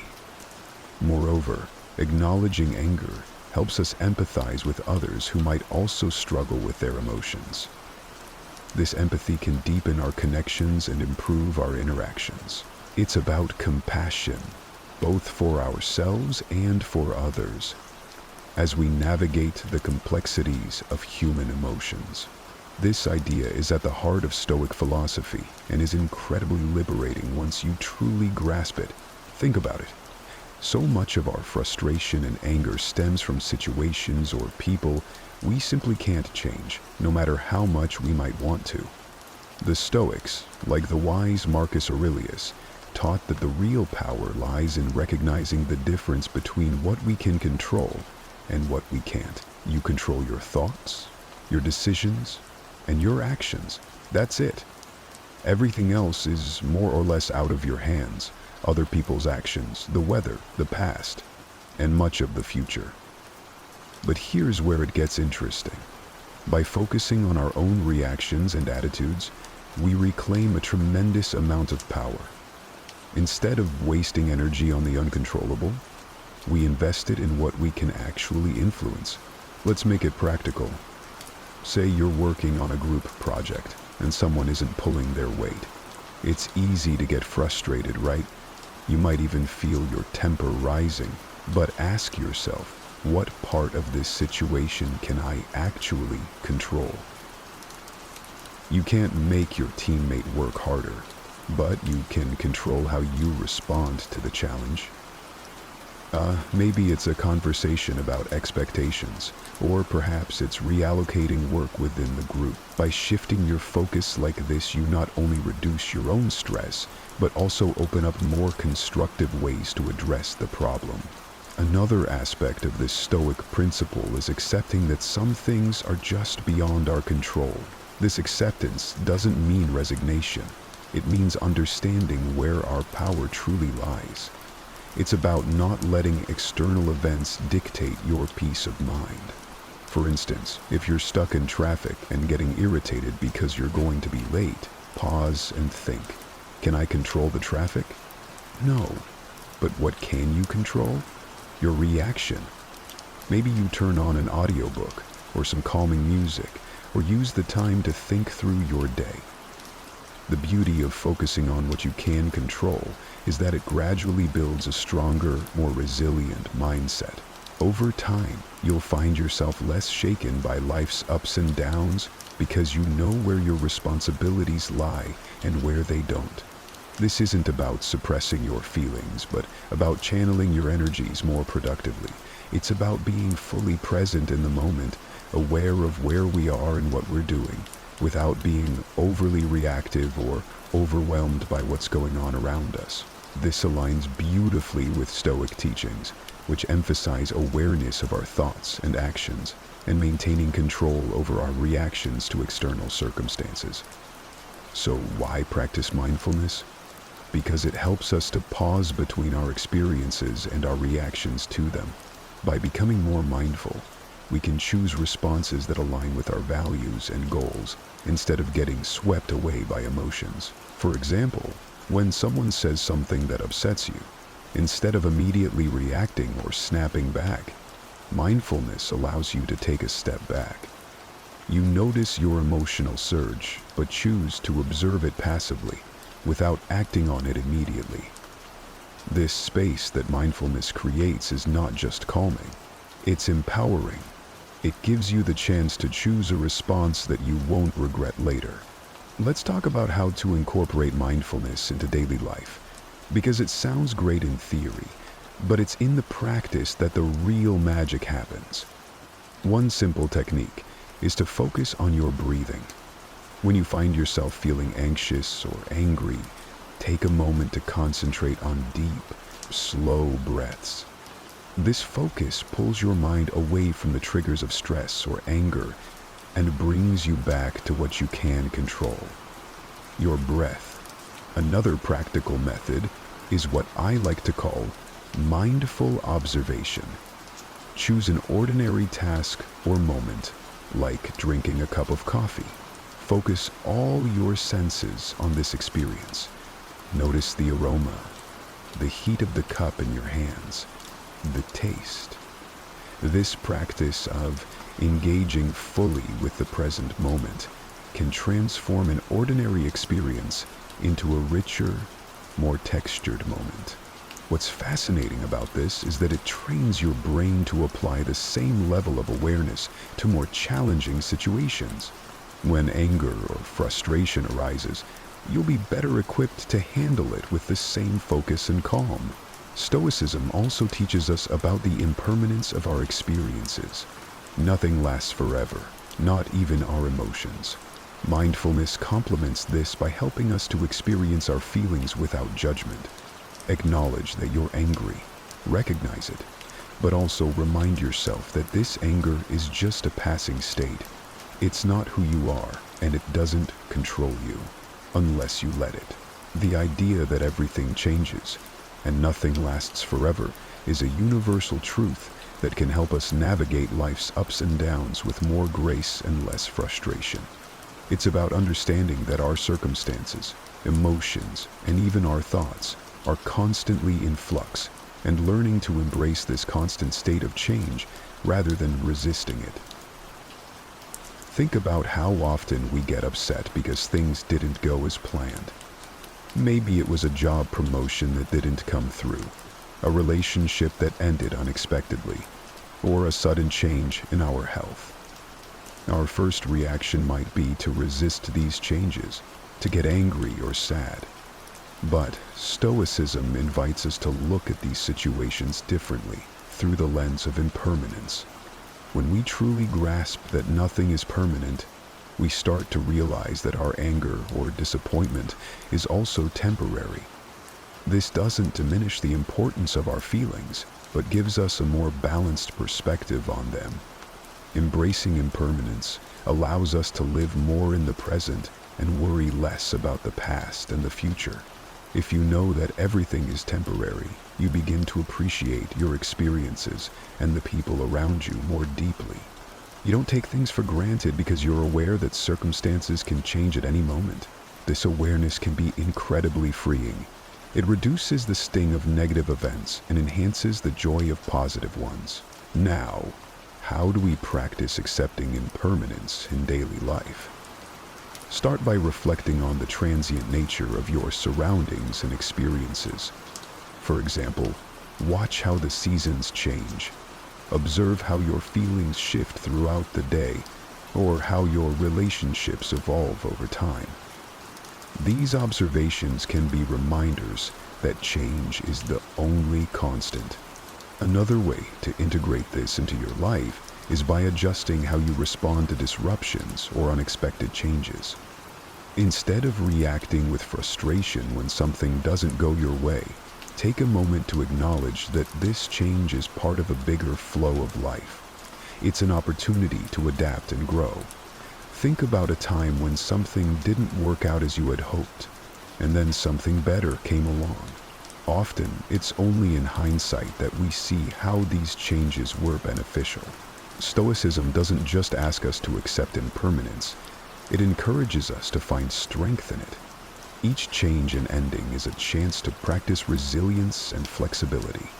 By fostering this mindset, we not only cope with life's challenges more effectively, but also learn to move through them with a sense of peace and anticipation for what's next. The Stoics believe that becoming aware of the root causes of our emotions could lead to greater self-mastery. When we understand our emotions, we are better equipped to respond to life's challenges in ways that are aligned with our values and goals, rather than simply reacting out of habit or impulse. Every emotion we experience, whether it's anger, joy, sadness, or fear, is triggered by our perception. For example, if you feel angry when someone interrupts you while speaking, it's worth exploring why. Is it because you feel disrespected? Or perhaps it reflects a deeper insecurity about your voice being heard. By digging into these questions, you can begin to understand not just your reactions, but also the beliefs and values that underlie them. This understanding is crucial because it gives you the opportunity to change your perceptions and consequently the way you feel. Stoicism teaches us that our emotions are predicated on our judgments. The good news is that judgments can be examined and changed. So when you feel a strong emotion, try to step back and ask yourself, what am I believing right now? Is this belief true? Is it helpful? This kind of questioning can be very powerful. It allows you to shift your perspective and choose a different emotional response, one that serves you better. For instance, if you're feeling anxious about a work presentation, it might be because you believe that you must perform perfectly in order to be respected. But is this really true? Likely, your colleagues value your effort and sincerity more than perfection. Recognizing this can alleviate some of your anxiety and help you approach the situation with more calmness and confidence. Practically speaking, journaling can be an incredibly effective tool for understanding your emotions. By writing down what you feel and exploring why you feel it, you can uncover patterns and triggers that you might not be aware of otherwise. This reflection not only helps in the moment, but also builds a sort of emotional intelligence over time that can make you more resilient and adaptable. Another approach is to discuss your feelings with someone you trust, a friend, a family member, or a mentor. Speaking about your emotions can provide new insights and perspectives that you might not have considered. It's often through dialogue that we come to new understandings about ourselves and our relationships. Embracing the Stoic approach to emotions isn't about suppressing what you feel. On the contrary, it's about engaging with your emotions in a proactive and reflective way. It's about taking control of the narrative of your inner life. By understanding your emotions, you're not just reacting to the world, you're actively shaping your experience of it. Stoicism teaches us the value of patience, not just as a way to endure, but as a method to transform our experiences. Patience, according to Stoic philosophy, isn't just about waiting, it's about how we behave while we wait. It's about maintaining our composure and dignity in the face of life's delays and challenges, understanding that these are often outside our control. In our daily lives, we encounter countless situations that can trigger impatience, from a slow-moving line at the grocery store to a traffic jam or a delayed response from a colleague. Our first instinct might be to feel irritated or stressed, but here's where Stoicism comes into play. It encourages us to see these moments as opportunities to practice virtue. Every instance of delay is a chance to exercise patience, to reinforce our ability to stay calm and collected. So, how can we develop patience in practical terms? One effective approach is to adjust our expectations. Often, our impatience stems from a mismatch between our expectations and reality. If we start by acknowledging that delays and obstacles are natural parts of life, we're less likely to get upset when they occur. This doesn't mean lowering our standards, but rather aligning our expectations with the fact that the world won't always operate according to our preferences. Another key method is to use the moments of waiting as opportunities for growth and reflection. If you're stuck in traffic, instead of fuming over the delay, you can turn it into valuable time, listening to an audiobook, practice deep breathing, or simply reflect on your day. This shift in perspective turns a frustrating situation into a productive or relaxing one. Practicing mindfulness is also a powerful ally in developing patience. By being present in the moment and fully engaging with it, we can distance ourselves from the feelings of urgency and restlessness that often accompany waiting. Mindfulness helps us cultivate a peaceful state of mind that buffers us against the stirrings of impatience. Stoicism not only advocates for patience, but also for understanding the impermanence of our current state. Remembering that this too shall pass can help us endure unpleasant situations, whether it's waiting for a delayed flight or enduring a long recovery from an illness. The knowledge that it is temporary makes it more bearable. Finally, celebrating small victories is crucial in developing patience. When you manage to stay calm during a situation that would normally make you impatient, acknowledge and reward yourself for this achievement. This reinforces the behavior and makes it more likely to become a habit. This is one of those transformative experiences that not only changes the way we relate to others, but also profoundly affects our inner peace. Forgiveness in the Stoic sense is not about condoning wrongdoings or forgetting the harm done. It's about freeing ourselves from the emotional burden that comes from carrying grudges. Forgiveness requires a strong sense of self-awareness and control over one's emotions, qualities that Stoics strive to develop. It involves recognizing that our anger and hurt, while natural and valid responses to perceived injustices, are ultimately within our control. This doesn't mean that the process is simple or immediate. Forgiveness can be challenging. It often requires a deliberate, concerted effort to let go of deep-seated feelings of injustice.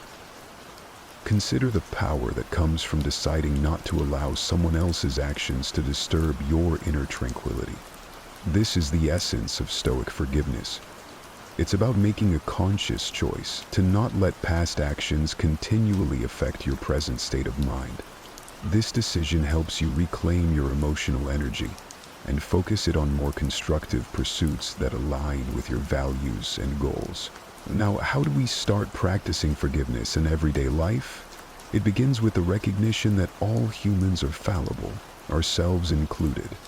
We all make mistakes, sometimes out of ignorance, sometimes out of malice. Reflecting on our own shortcomings can help us develop empathy towards others, making it easier to forgive. Another Stoic practice is to consider the bigger picture. Often, the things we hold on to are not as significant in the grand scheme of our lives. By focusing on our long-term well-being, which is bolstered by peace and harmony, the immediate sting of grievances can be mitigated. Practicing forgiveness also involves actively reframing our narratives. Instead of viewing yourself as a victim, which can perpetuate feelings of anger and helplessness, try to see yourself as a survivor, or even a hero of your story, one who has overcome challenges and emerged stronger. This shift in perspective not only facilitates forgiveness, but also empowers you in your life's journey. Moreover, engaging in meditation or mindfulness exercises can assist in the process. These practices help calm the mind and provide the space needed to process emotions more rationally and less reactively.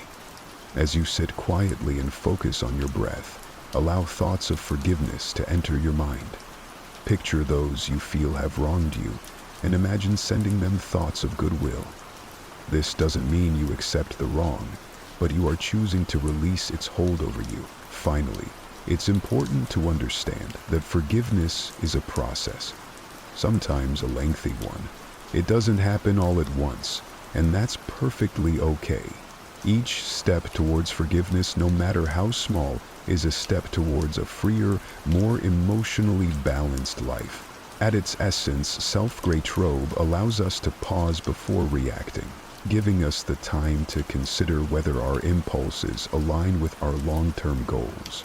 For instance, if you're trying to lead a healthier lifestyle, self-gratrobe is what helps you choose not to eat that late-night junk food. In emotional situations, self-gratrobe helps you hold back a harsh word or an angry reply, preserving relationships and maintaining peace of mind. How can we strengthen this essential skill? One effective Stoic practice is to regularly reflect on our actions and their consequences. This could be as simple as taking a few minutes each evening to think about the choices you made throughout the day. Were there moments when you lacked self-control? What triggered it? Understanding these patterns is the first step towards managing them. Another powerful technique is to set clear personal rules for behavior based on your values. Stoicism teaches us that living according to rational principles is key to a good life. By setting and following your own rules, for example, not checking your phone during meals or limiting time spent on social media, you exercise self-control in ways that directly improve your daily life and well-being. Visualization is another tool that can be incredibly helpful. Before entering a situation where you know you might be tempted to act impulsively, take a moment to visualize yourself handling the situation with calm and restraint.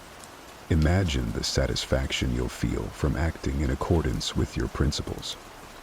This mental rehearsal can make it much easier to keep your cool in the heat of the moment. It's also beneficial to gradually increase your tolerance for discomfort, which is a big part of what self-control is all about. The Stoics believe that by voluntarily exposing ourselves to discomfort, whether it's cold showers, fasting, or resisting urges, we can strengthen our willpower. These practices teach us that we can endure discomfort and that it's often not as bad as we fear. This realization directly feeds into our ability to exercise self-retreat in more complex emotional or social situations. Lastly, remember that practicing self-control is a journey, not a destination. There will be times when you falter. That's just part of being human. What matters is that you recognize these moments, learn from them, and continue to strive for improvement. Each act of self-control, no matter how small, is a victory in its own right and a step towards becoming a wiser, more balanced person. Ever felt like life is pulling you in a million different directions, and no matter how hard you try, you just can't seem to find your footing? Well, you're not alone. Right now, across the globe, millions are feeling overwhelmed, not by a lack of dreams, but by the chaos of everyday demands that cloud their true potential. Today we're going to strip back the layers of noise and rediscover clarity through the lens of Stoicism, a philosophy that has empowered thinkers and leaders for centuries to face life's turbulence with calm and resilience. Now, if you find yourself nodding along, thinking, yes, that's exactly what I need, then I'm glad you're here. And if you appreciate what we're doing, showing a little love by hitting that subscribe button won't cost a thing, but will mean the world to us. Stick with me through this journey today, because every single moment of this video is packed with insights that could just be the answer you've been looking for. Together we'll explore timeless Stoic strategies to reset, restart, and refocus. Because sometimes, all you need to change your life is to view it from a new perspective. Let's dive in. Let's talk about a concept that might seem simple on the surface, but is incredibly transformative once you dive deep. Reset. Specifically, I want to focus on the idea of clearing the clutter. It's a powerful metaphor, isn't it? Just saying it out loud feels like a breath of fresh air. Now, when you think of clutter, you might picture a desk buried under piles of papers, or a closet stuffed to the brim with clothes you haven't worn in years. But I'm not just talking about physical clutter. I'm talking about the mental and emotional clutter that piles up in our lives, often without us even noticing. I'm talking about the mental and emotional clutter that piles up in our lives, often without us even noticing. Here's a personal story for you. A while back, I found myself feeling unusually stressed and anxious. I was meeting deadlines, hitting my targets, doing all the right things. But something felt off. My mind felt cluttered, like an attic filled with old boxes. Boxes of worries, doubts, and old grudges I couldn't seem to throw out. I needed a reset, not just superficially but deeply. The Stoics like Seneca and Marcus Aurelius often spoke about the importance of simplifying life to see clearly. They believed in discarding not just unnecessary physical possessions, but also unnecessary thoughts and emotions that complicate our lives.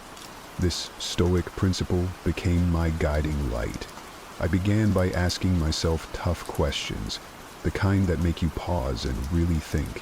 What am I holding on to that no longer serves me? What fears are just old habits in disguise? This process of questioning is like sorting through that attic. Each item, each thought, each emotion needs to be picked up, examined, and then, most importantly, decided upon. Do I keep it? Do I let it go? This is where the real clearing starts. It's about recognizing that some worries are just noise, distractions from what truly matters. They don't need to be in my space, in my head, or in my heart. Resetting is about making space for new growth, new experiences. It's like preparing a garden at the start of spring. You clear out the dead leaves and weeds, not because the work is fun, but because you know it's necessary. For new life to thrive, The Stoics remind us that every new day brings with it a chance to start afresh, to realign with our values and our goals. They teach us that freedom comes not from external achievements, but from internal balance and peace. As I embarked on this journey of clearing out, I started small. I tackled one box at a time. One week I focused on letting go of a grudge. Another week it was about dialing back the self-doubt, turning down the volume on that critical inner voice that said, "You can't do this." Each act of letting go felt like a weight lifting off my shoulders. Now, let me ask you, what's cluttering your mind? What's taking up space in your life that no longer serves a positive purpose? Maybe it's resentment over a past failure, or anxiety about an uncertain future. Maybe it's the unrealistic standards you set for yourself, or the toxic relationships that drain your energy. Imagine if you started clearing that clutter. Imagine the freedom, the lightness, the room to breathe and grow. It's not just about removing the bad, but about making space for the good, for something better. This isn't about denying your past experiences, but about choosing not to let them define or limit you anymore. And here's the thing about resetting. It's not a one-time event. It's a continuous process, a habit you develop.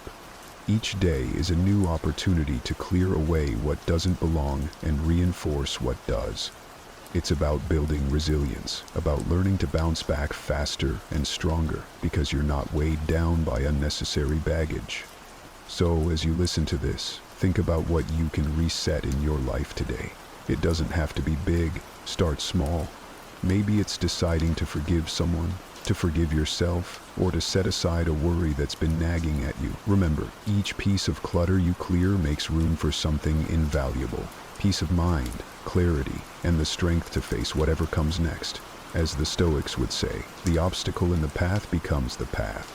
Every challenge, every bit of clutter we clear, shapes us, molds us into the people we are meant to be. So let's reset, not just once, but as a way of life. Let's make it count. Because in the clarity of a decluttered mind and heart lies the power to craft a truly fulfilling life. Now, let's tackle the concept of restart. This is where the real grit of life comes into play. It's about picking yourself up after you've been knocked down, dusting yourself off, and stepping back into the ring. It's a test of courage, a true measure of your resilience. And let me tell you, it's not for the faint of heart, but it is for everyone. We all face moments when the easiest thing to do would be to give up. But here's where Stoic wisdom shines through, teaching us that every new beginning comes from some other beginning's end. There was a time in my life when I hit rock bottom. I had faced a major setback in my career, and everything I had worked so hard for seemed to crumble right before my eyes.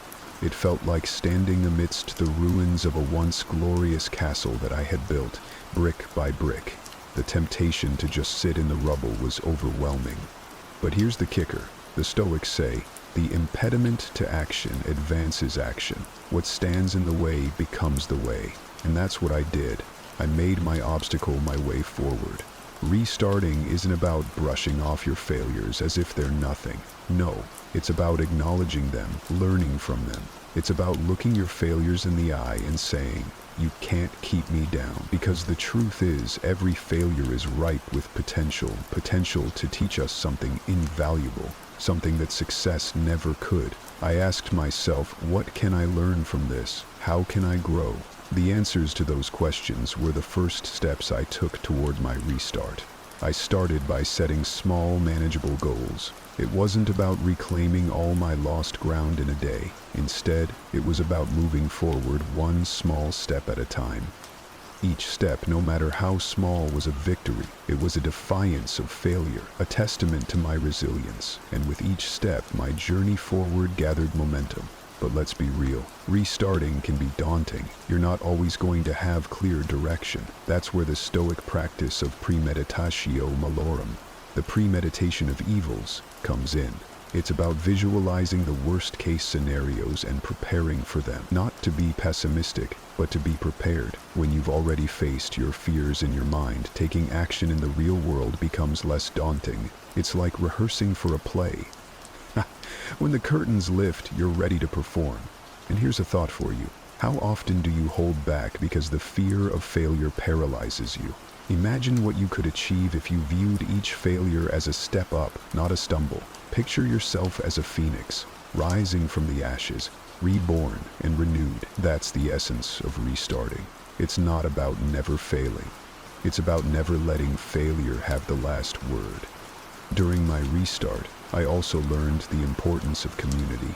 Sharing my struggles, being vulnerable, it connected me with others who were on their own paths of restarting. We supported each other, cheered for each small win, and pushed through setbacks together. Remember, you're not alone. Reach out, connect, share your journey. The strength you gain from others can be your greatest asset when restarting. Stoicism also teaches us the value of amor fati, a love of fate. It means embracing everything that happens to you, including your failures. It's about saying, this is exactly what I needed, because sometimes the lessons we need most can only be learned the hard way. Embracing your journey with all its ups and downs makes restarting not just a necessity, but a privilege. So, if you're standing at the crossroads, unsure if you can face starting over, let me leave you with this. Every restart is a declaration of hope. It's a commitment to yourself that you are not defined by your past, but by the courage you show in moving forward. And every time you choose to restart, you are taking another step toward becoming the person you are meant to be. Don't wait for the perfect moment to restart. Create it. Make today the day you pick up the pieces and craft a new beginning. Your next chapter is waiting to be written, and it starts with a single decision: to rise, restart, and embrace the journey ahead. Remember, in the words of Marcus Aurelius, very little is needed to make a happy life. It is all within yourself, in your way of thinking. So, think like a Stoic, restart like a warrior, and transform your life into the masterpiece it's meant to be. Now let's talk about a crucial step in our journey of self-reinvention: refocusing. Refocusing is about keeping your eyes on the prize, about aligning your daily actions with your ultimate goals. It's easy to get sidetracked in this fast-paced world, to lose sight of what we truly want. The noise of everyday life can drown out our deepest desires and true intentions. But here's where the art of refocusing comes into play, guiding us back to our path, to what really matters. There was a time in my life when I felt I was drifting. My goals seemed blurry and my actions didn't align with what I deeply aspired to achieve. I was busy, sure, but not productive in the way I wanted to be. It was like sailing a boat without a compass. I was moving, but not necessarily forward. That's when I stumbled upon a Stoic principle that changed everything: the concept of prosocia, or attentive focus. This ancient idea taught me the importance of mindfulness and intentionality in every action. Refocusing means being deliberate about what you let into your life. It's about pruning the unnecessary, the trivial, the distractions that sap your energy and scatter your focus.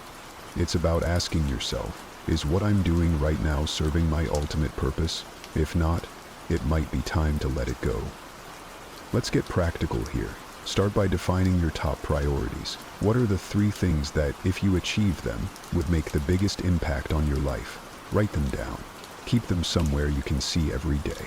And each day, do at least one thing that moves you closer to one of those goals. It's about small, consistent actions. As the Stoics believed, it's not the grand gestures but the daily decisions that shape our destinies. Refocusing also involves setting boundaries, sturdy, visible lines that protect your time and energy. It means saying no to unnecessary commitments that do not align with your goals. It means being okay with disappointing others, to not disappoint yourself. Stoicism teaches us that our time and our focus are among the few things we can control. Use them wisely. Here's something to ponder. How often do you find yourself doing something just because it's what you've always done? Maybe it's a job that no longer fulfills you, a habit that no longer serves you, or a relationship that drains more than it gives. Imagine the clarity and freedom you'd feel if you started saying yes only to things that align with your deeper values and goals. That's what refocusing is all about. During my own refocusing phase, I realized how scattered my efforts had been.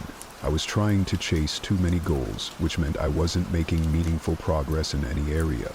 I took a step back and reevaluated my path. I started to cut out the clutter, not just in my physical space, but in my commitments, in my social media use, in how I spent my leisure time.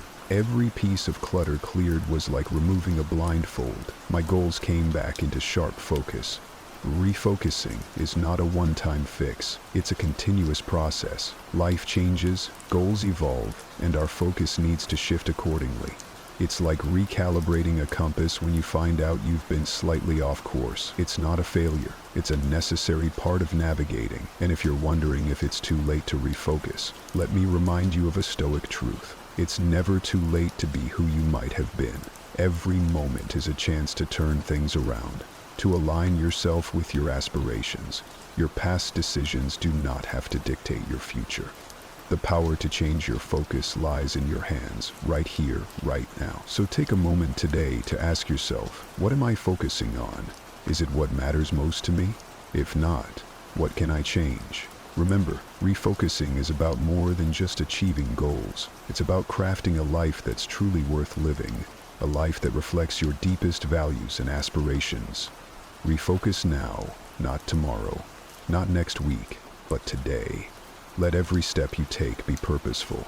Let every decision be intentional, and watch as the pieces of the puzzle start to fit together, revealing a picture of a life that's not only successful, but also deeply fulfilling.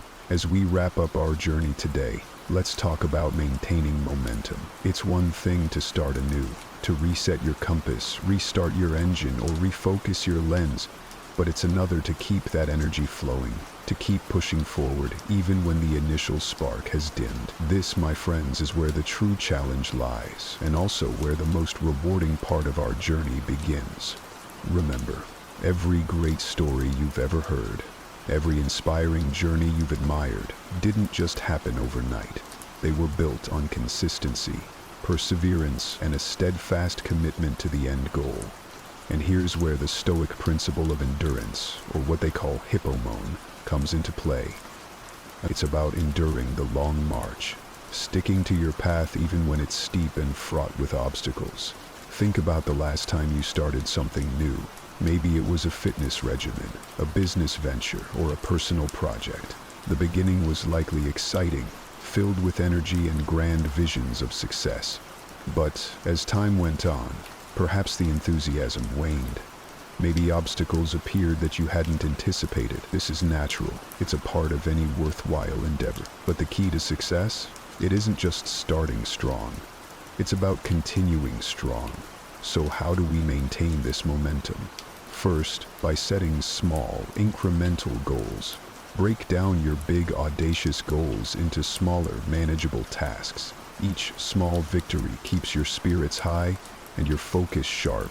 It's like climbing a mountain, one step at a time, one breath at a time, and before you know it, you'll look back and marvel at how high you've climbed. Another vital tool for maintaining momentum is reflection. Regularly take stock of your progress. What have you learned? What would you do differently? What can you celebrate? Reflecting isn't just about patting yourself on the back. It's about learning and adjusting your strategy as you go. It's about being honest with yourself and addressing the gaps without judgment. Let me ask you this. When was the last time you paused to appreciate how far you've come? Often, we are our own harshest critics, and in the rush to achieve more, we forget to acknowledge our achievements. Yet, Stoicism teaches us the importance of gratitude, not just for others, but for our own efforts and progress. Gratitude not only brightens our outlook, but also fortifies our will to persevere. And speaking of perseverance, remember to lean on your support network. Share your journey, seek advice, and offer support to others in return. Momentum is easier to maintain when you know you're not alone, when you have people cheering for you, waiting at the finish line and running alongside you. In a world that never stops moving, where every moment is filled with noise, demands, and relentless pressure, finding true peace might seem like a distant dream. But what if I told you that tranquility isn't found in escaping your life, but in changing how you live it? This isn't about retreat. It's about transformation. Stoicism, an ancient philosophy designed for modern chaos, teaches us not just to survive, but to thrive amidst life's storms by mastering the art of control. Control not over others, but over ourselves. Welcome to Stoic Journal, where ancient wisdom meets modern challenges. If you're ready to embrace Stoic strategies that will empower you to sail through life's turbulent waters with grace and resilience, you're in the right place. Today, we're diving deep into the core of Stoicism, exploring how this timeless wisdom can be more than just a philosophy. It can be a practical toolkit for living a richer, more resilient life. So, if you're looking to turn challenges into opportunities and cultivate a steadfast serenity that lasts, stay tuned. Together, we'll unlock the secrets of Stoicism and discover how to harness its power every single day. Join me in embracing a life where every obstacle becomes a stepping stone to personal growth and fulfillment. If you appreciate what we're doing here and want to support this journey into Stoicism, a simple favor I'll ask from you is to hit the subscribe button. And don't skip any part of the video. We've packed it with insights that unfold step by step, each one building on the last to transform your understanding and your life. When we dive into the teachings of Stoicism, one of the most powerful and life-changing principles we encounter is the concept of control. It's fascinating how this ancient philosophy, developed over 2 millennia ago, provides us with a tool so essential for our modern hectic lives. Stoicism teaches us a simple yet profound truth. Our true power lies not in extending our reach over the external world, but in mastering our own inner responses. This concept isn't about gaining control over others or the circumstances we find ourselves in. Rather, it's about understanding what is truly within our grasp, our thoughts, our reactions, and our actions. Think about it. How often do we find ourselves feeling frustrated or upset over things we simply cannot change? Maybe it's the weather ruining our weekend plans or a friend running late to a meetup. Our natural inclination might be to let these external events disturb our peace. However, Stoicism invites us to shift our focus. Instead of ruminating on the uncontrollable, Stoicism encourages us to ask, what can I control in this situation?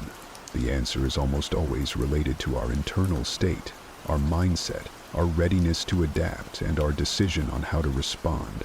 This principle of focusing on what we can control helps us build resilience against the chaos of everyday life. By anchoring our energy on our internal state, we create a kind of mental fortress that external circumstances cannot breach. For instance, when facing a traffic jam that makes us late for an important appointment, instead of stewing in anger and frustration, Stoicism teaches us to use that time to reflect, plan our day, or simply enjoy some music. This change in perspective doesn't alter the traffic, but it dramatically transforms our experience of it. Moreover, understanding control is about accepting the limits of our influence. This acceptance does not mean resignation, but rather a strategic redirection of our efforts toward areas where we can make a real impact. It's like being the captain of a ship in a storm. While you can't control the storm, you have the authority over how you steer the ship and manage the crew. This metaphor encapsulates the Stoic approach, managing our ship, ourselves, with wisdom and integrity, regardless of the storm and challenges around us. Practicing this Stoic principle also means preparing ourselves for various outcomes. It teaches us to remain composed, not only when things go our way, but also when they don't. This level of detachment from outcomes is incredibly freeing. It allows us to engage in our activities with full effort and commitment, but without the heavy burden of needing certain outcomes for our happiness. This is what Stoics mean when they talk about selective indifference. Caring deeply about our actions and efforts, while being indifferent to the fluctuations of fortune. The Stoic understanding of control is a powerful antidote to stress and anxiety. It grounds us in the present and focuses us on the actionable, empowering us to live with intention and tranquility.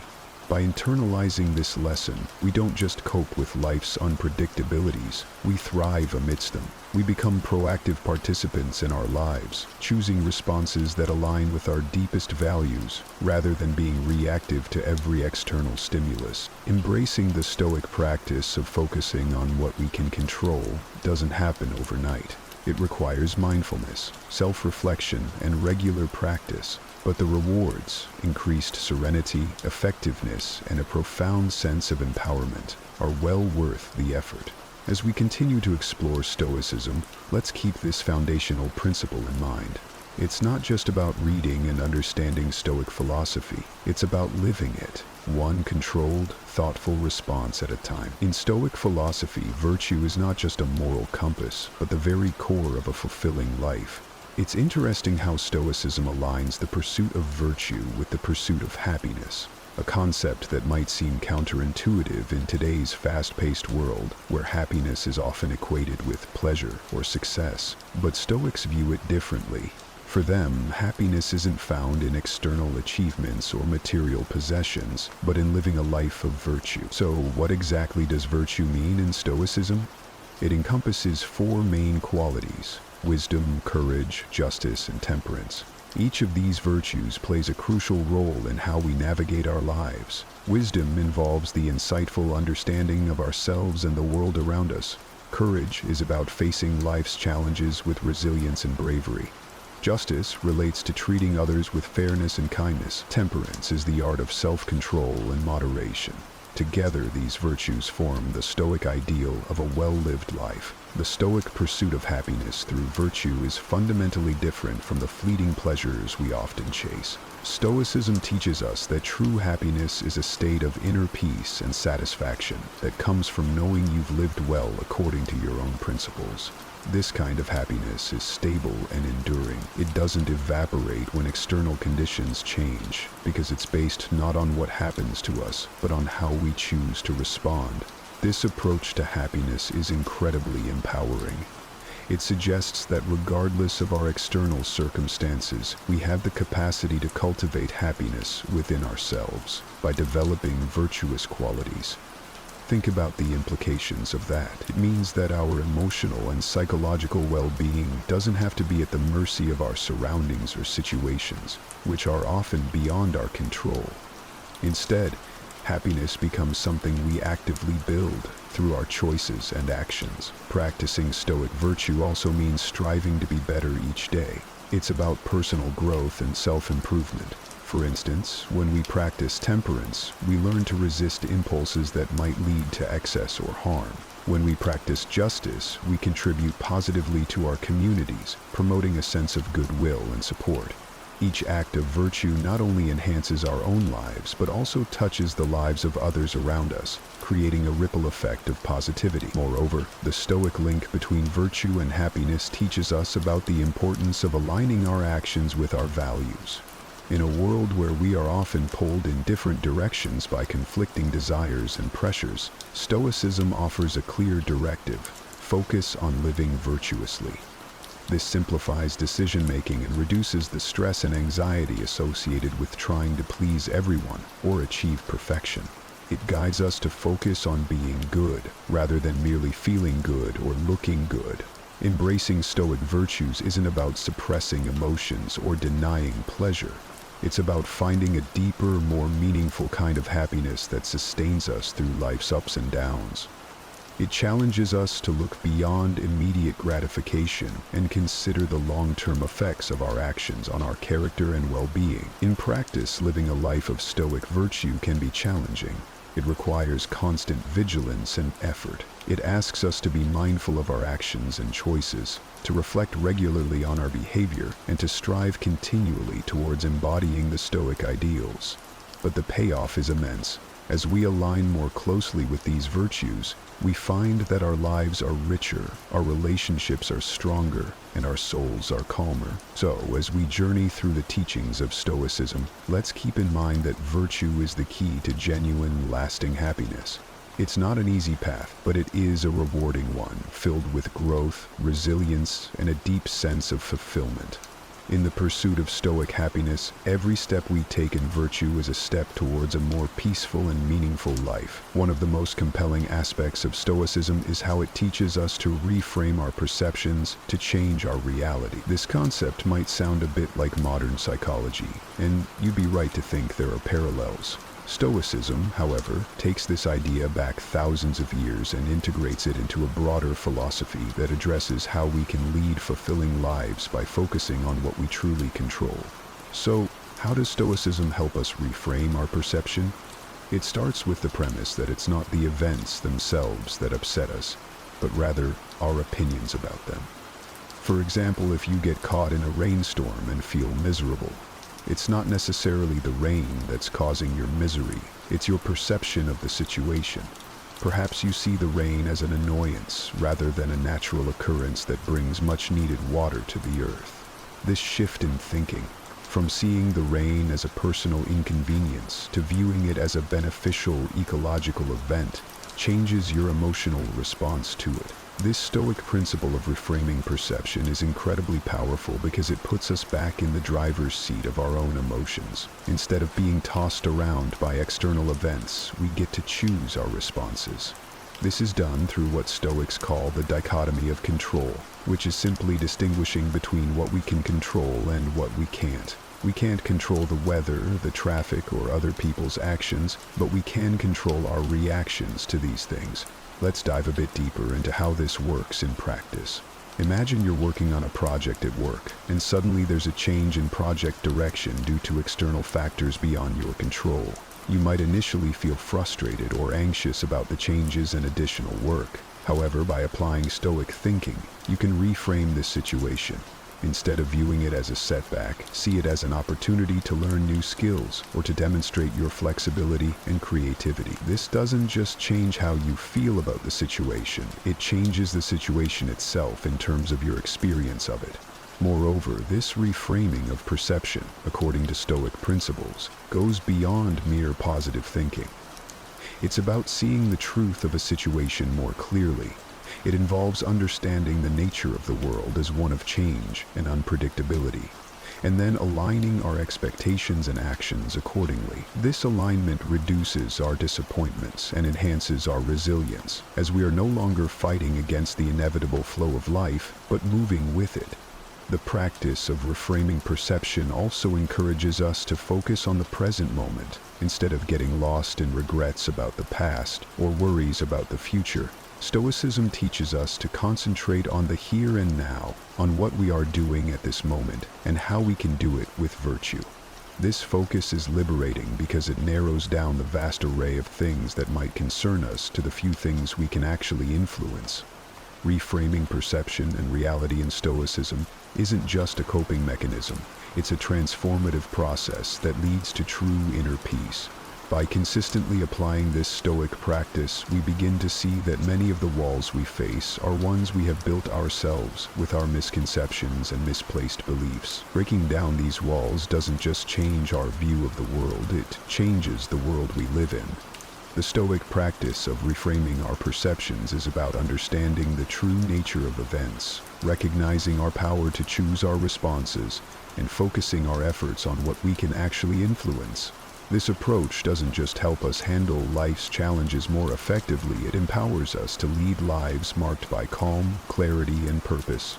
As we continue to explore and apply these Stoic teachings, we find that the quality of our lives is not determined by external circumstances, but by the perceptions and choices we make.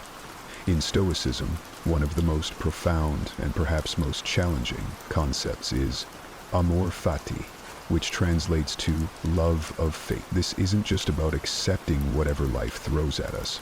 It's about embracing it with open arms, not just as an unavoidable reality, but as something beneficial and necessary for our growth. It's a powerful idea that turns potential adversity into a source of strength. How do we begin to not just accept but love our fate? It starts with understanding that everything that happens can be seen as an opportunity. Stoicism teaches us that our character is formed not through our experiences, but through our responses to those experiences. When we love our fate, we are essentially saying that we trust in the natural flow of life and believe there is value in whatever happens.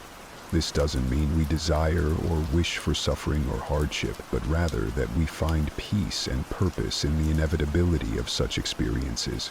The beauty of amor fati lies in its radical optimism. Instead of fighting against the currents of life, we learn to swim with them. This perspective doesn't come easily, of course. It requires a deep philosophical shift, a sort of mental rewiring that allows us to see the silver linings in dark clouds, without being naive or dismissive of the hardships. For example, if you lose a job, it's natural to feel upset and anxious. However, embracing amor fati would involve a shift in perspective, where you might see this event as an opportunity to pursue a path more aligned with your true passions, or to develop resilience and adaptability. Embracing amor fati also means letting go of bitterness and regret.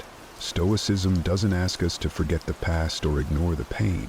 Instead, it encourages us to acknowledge our feelings, but not to allow them to control us. By loving our fate, we accept the past for what it is, a part of our journey that has led us to where we are now, contributing to who we have become.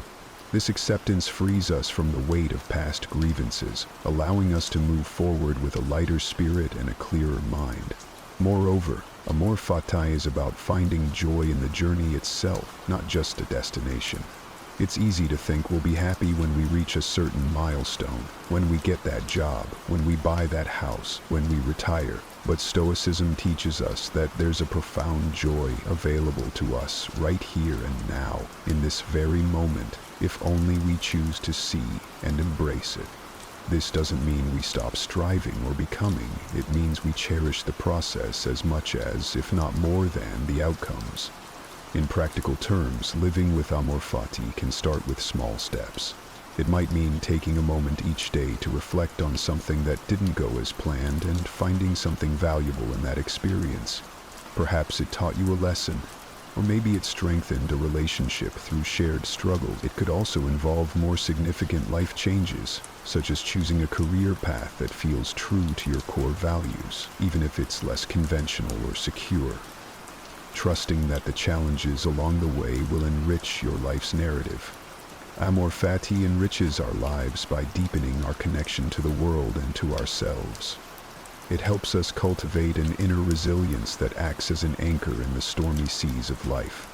This love of fate doesn't make life easier, but it does make us stronger and more harmoniously aligned with the natural course of events. As we continue to explore Stoicism, let's try to see amor fati not just as a philosophical concept, but as a daily practice, a way to embrace each moment, each challenge, and each joy that life offers. By doing so, we transform our relationship with life itself, turning every experience into a pathway to greater wisdom and peace. Embarking on the journey to Stoicism is like starting a profound adventure, one that invites us to explore deep insights into our lives and fundamentally change how we interact with the world around us. It's not merely about learning a set of theories. It's about transforming those theories into everyday practices that strengthen our resilience, enhance our happiness, and deepen our understanding of life. The journey begins with a simple yet profound shift in perspective, recognizing that while we can't control external events, we can control our responses to them. This realization is the cornerstone of Stoic philosophy. It's a liberating concept that frees us from feeling victimized by circumstances or other people's actions. Instead, it empowers us to take charge of our inner world. As we delve deeper into Stoicism, we learn to cultivate 4 cardinal virtues: wisdom, courage, justice, and temperance. Each of these virtues is not just an abstract ideal, but a practical guide to living well. Wisdom teaches us to see things as they really are. Courage gives us the strength to face challenges head-on. Justice guides us to treat others fairly. And temperance helps us find balance in all things. Embracing these virtues in daily life can be challenging, but also incredibly rewarding. Another key aspect of the Stoic journey is developing mindfulness, being fully present in the moment. This practice helps us become more aware of our thoughts, feelings, and reactions. By observing ourselves without judgment, we can start to identify patterns that might lead us away from our Stoic ideals. For instance, we might notice that we tend to react impulsively when we're stressed, or that we hold on to grudges longer than is healthy. Awareness is the first step toward change. Practical exercises are also integral to this journey. One such exercise is the evening reflection, where we review our day and assess how well we lived up to our Stoic principles. Did we handle a stressful situation with composure? Did we treat everyone we encountered with fairness and kindness? These reflections not only help us learn from our experiences, but also reinforce our commitment to living a Stoic life. The journey to Stoicism also involves embracing challenges as opportunities for growth. This perspective shift is essential because it turns every obstacle into a teacher. When we face difficulties, instead of feeling defeated, we can ask ourselves, what can this situation teach me? This approach not only makes us more resilient, but also more open to learning and personal development. Furthermore, Stoicism encourages us to build a community or seek out like-minded individuals who are also on this path. Having a support system can be incredibly beneficial, as it provides us with encouragement, different perspectives, and companionship on our journey. Sharing experiences and challenges with others who understand and appreciate Stoic principles can enhance our own understanding and application of Stoicism. Finally, the journey to Stoicism is a lifelong pursuit. It's not about reaching a state of perfection, but about striving toward continuous improvement. It's about becoming more virtuous, more resilient, and more aligned with our true selves each day. As we progress, we'll find that the rewards of this philosophical path are not just about personal tranquility and resilience. They extend to improving our relationships with others and positively impacting the world around us. The journey to Stoicism is about growth and transformation. It challenges us to look inward, reassess our values, and align our actions with those values. It teaches us to be strong in the face of adversity and compassionate in our dealings with others. It's a path that not only enhances our own lives, but also has the potential to enrich the lives of everyone around us. Let's embrace this journey with open hearts and minds, ready to learn and grow in ways we might never have imagined. Integrating Stoicism into daily life is about much more than adopting a philosophical outlook. It's about transforming abstract Stoic principles into concrete actions and habits that enhance our everyday experiences. Practical Stoicism isn't just for times of crisis or philosophical reflection. It's for the ordinary moments, the everyday decisions, and the small challenges that shape our lives. The first step in practicing Stoicism daily is starting each day with intentionality. This means setting a few minutes aside each morning to contemplate the day ahead and remind ourselves of the Stoic virtues we aim to embody: wisdom, courage, justice, and temperance. It's about asking ourselves how we can apply these virtues in the day's activities. For example, how will I exhibit temperance in my eating habits or spending? How can I practice courage in my workplace or personal challenges? This morning ritual sets a purposeful tone for the day, aligning our actions with our Stoic ideals. Throughout the day, practical Stoicism involves being mindful of our reactions to events and people. It's about observing our automatic responses and asking whether they align with Stoic principles. When something doesn't go as planned, instead of reacting with frustration or anger, we pause and consider a more measured Stoic response. This might mean taking a deep breath and recalling the Stoic view that we can control our reactions, even if we can't control external events. This habit of pausing and choosing our response can transform our interactions and significantly reduce stress and conflict in our lives. Another key aspect of practical Stoicism is dealing with negative emotions effectively. Stoicism teaches us that negative emotions are often the result of mistaken judgments or excessive attachments to things beyond our control. When we feel overwhelmed by negative emotions, it's helpful to step back and analyze their source. Are we upset because of something outside our control? Are we placing too much importance on external validation or material success? By questioning the roots of our emotions and aligning our expectations with Stoic principles, we can regain our composure and perspective. Practical Stoicism also extends to how we handle interpersonal relationships. Stoics emphasize the importance of justice and kindness in dealing with others. This means practicing empathy, being fair in our judgments, and considering the common good in our decisions. It's about treating others with respect and understanding, even when we disagree or when others do not treat us as we'd hope. By embodying these virtues in our relationships, we not only live more stoically but also contribute to a more harmonious and supportive community. In our pursuit of personal growth, practical stoicism encourages us to reflect on our day each evening. This isn't about harsh self-criticism, but about honest self-assessment. What did I do well today? Where could I have been more stoic? This practice of evening reflection helps solidify the day's lessons and prepares us to be even more virtuous and resilient tomorrow. It reinforces the Stoic commitment to continual improvement and helps us track our progress in living a Stoic life. Finally, practical Stoicism involves embracing challenges as opportunities for growth and learning. This means viewing obstacles not as impediments but as chances to practice and strengthen our Stoic virtues. Whether it's a difficult project at work, a personal setback, or an unexpected change in plans, each challenge is a chance to apply Stoic wisdom and resilience. By integrating these practices into our daily lives, Stoicism becomes not just a philosophy we read about, but a vibrant, living guide. It influences how we think, how we react, how we relate to others, and how we understand the world. Through practical Stoicism, we don't just survive the vicissitudes of life, we thrive amidst them, finding deeper satisfaction and peace in our journey through life. As we close today's journey into the heart of Stoicism, remember that embracing this philosophy is about more than just understanding. It's about living. Each moment, each decision, and each challenge offers a new opportunity to practice resilience, wisdom, and virtue. By integrating Stoicism into our daily lives, we don't just change ourselves, we change our entire world, one thoughtful action at a time. Imagine this. At this very moment, you hold the power to transform your life's greatest challenges into your most profound victories. But how, you might ask? Today we dive deep into the heart of Stoicism, an ancient philosophy that has empowered individuals to thrive in adversity and find serenity amidst chaos for centuries. Think about the last time you faced a situation that tested your patience or shook your confidence. How did you respond? Were you a prisoner to your immediate reactions, or did you choose a response that reflected your deeper values and convictions? This is where Stoicism shines, guiding us to respond to life's challenges with courage, wisdom, and equanimity.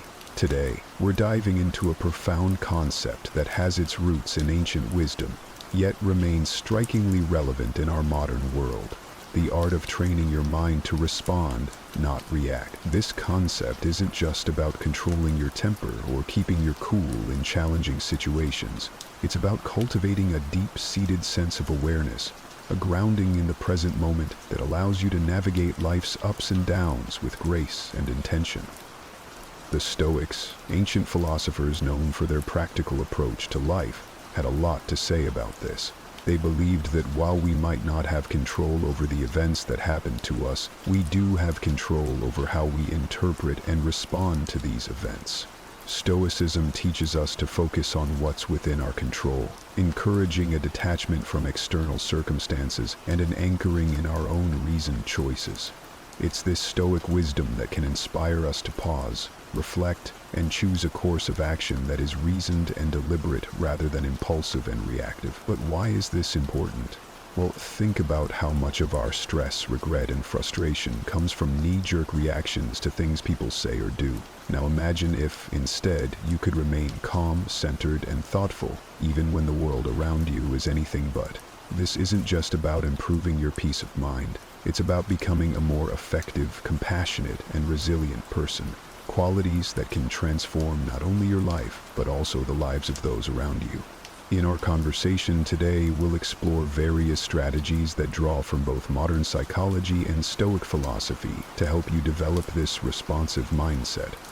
We'll look at how to cultivate mindfulness, the importance of identifying and expressing your emotions constructively, and how to keep the bigger picture in mind, a perspective that the Stoics excelled at. By the end of this discussion, you'll have a toolkit of strategies to help you pause, assess, and respond thoughtfully to whatever life throws your way.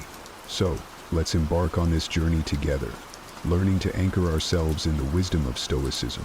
and the power of our own minds to choose our responses, transforming our experiences and interactions for the better. In our journey to understand the essence of responding over reacting, we delve into a realm where every thought and action is deliberate, echoing the profound teachings of Stoicism. The Stoics, those venerable sages of ancient Greece and Rome, held a view of life that is remarkably applicable to our fast-paced modern world. They taught the value of mastering one's emotions and reactions, emphasizing that true power lies in our ability to choose our response to any given situation. So, why is it so vital to cultivate a response rather than a knee-jerk reaction? Imagine you're in a tense meeting or facing a personal challenge. The default human behavior is often to react instinctively, driven by the immediate surge of emotions. This reaction, though natural, is seldom in our best interest in the long run. It can escalate conflicts, hurt relationships, and lead to decisions we might later regret. Here's where Stoic wisdom shines through. The Stoics believed in living according to nature and reason, advocating for a life where every action is guided by virtue and rational thought. By embracing this philosophy, we learn to observe our initial impulses, examine them with a rational mind, and choose a course of action that aligns with our core values and long-term goals. Responding rather than reacting means taking a moment to pause when faced with a triggering event. It's about stepping back to observe not only the external event, but also your internal response to it. This reflective pause allows you to consider various outcomes and choose one that is reasoned, balanced, and, most importantly, under your control.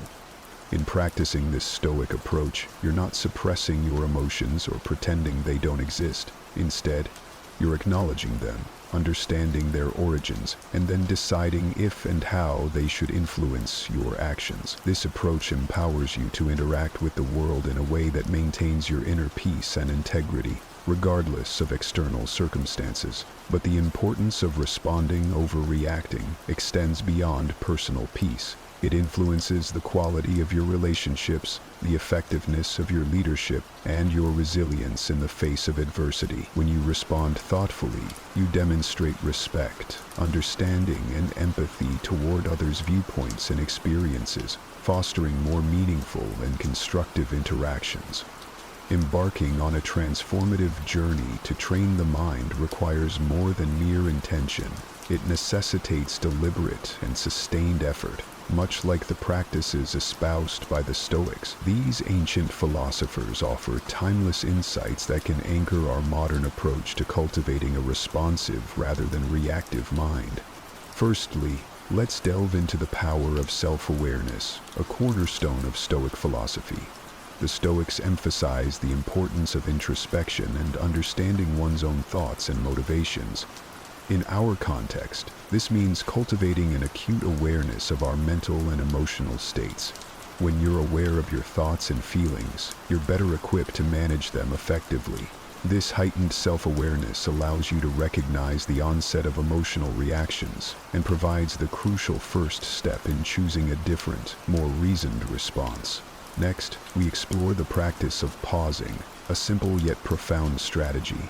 Marcus Aurelius, a Stoic emperor, often spoke of the space between stimulus and response, the space where we have the power to choose our actions. By cultivating the habit of pausing, even just for a few seconds, we give ourselves the opportunity to step back from our immediate impulses. This pause can be filled with a deep breath, a moment of reflection, or a brief meditation. It's in this space that we can consult our inner Stoic, asking ourselves, what virtue calls for in this moment? What response aligns with our highest self? Another pivotal strategy is reframing our perspective, a technique that Stoics use to maintain equanimity in the face of adversity. This involves consciously choosing to view a situation from a different angle, one that reduces its emotional charge and reveals alternative ways to engage with it. For instance, instead of seeing a challenging work situation as a threat, you might reframe it as an opportunity to grow and demonstrate resilience. By changing our narrative, we shift our emotional responses and open up new possibilities for action. Moreover, the Stoics were advocates of focusing on what we can control and letting go of what we cannot. In practicing this principle, we learn to invest our energy wisely, responding actively to our own thoughts and actions while accepting external events as they unfold. This doesn't mean being passive or indifferent. Rather, it's about recognizing where our power truly lies and choosing to act there with intention and integrity. Finally, the practice of consistent reflection and adjustment is key to training the mind. The Stoics engaged in daily self-examination, assessing their actions and progress toward virtue. Similarly, we can end our day by reflecting on our responses, celebrating our successes and choosing thoughtful actions, and learning from the times we fell back into reactivity. This ongoing process of self-assessment and improvement fosters a responsive mindset and cultivates the wisdom and balance that Stoicism so highly values. By integrating these strategies into our daily lives, we not only honor the legacy of the Stoics, but also empower ourselves to live with greater purpose, calm, and effectiveness. Through persistent practice, we transform our minds, guiding them toward responses that reflect our deepest values and aspirations. Mindfulness, at its core, is about cultivating a deep awareness of the present moment. It's about observing our thoughts, emotions, and sensations without judgment, allowing us to gain insights into their nature and influence. By practicing mindfulness, we align with the Stoic endeavor to live with awareness and intention, anchoring ourselves firmly in the now, the only time when we truly have the power to act. One practical way to cultivate mindfulness is through focused attention exercises, such as breath meditation. By simply observing our breath, noticing each inhale and exhale, we develop the ability to maintain attention and return it to our point of focus when it wanders. This practice is not just about relaxation, it's a training ground for the mind, enhancing our ability to concentrate and remain present amid life's distractions and challenges. Another key practice is mindful observation, which can be applied to any daily activity, turning it into an opportunity for mindfulness. Whether you're eating, walking, or even performing mundane tasks, you can practice being fully engaged with the activity, observing every aspect with curiosity and openness. This not only enriches the experience itself, but also strengthens your ability to remain focused and responsive in various situations. Body scan meditation is another powerful mindfulness technique that fosters body awareness and presence.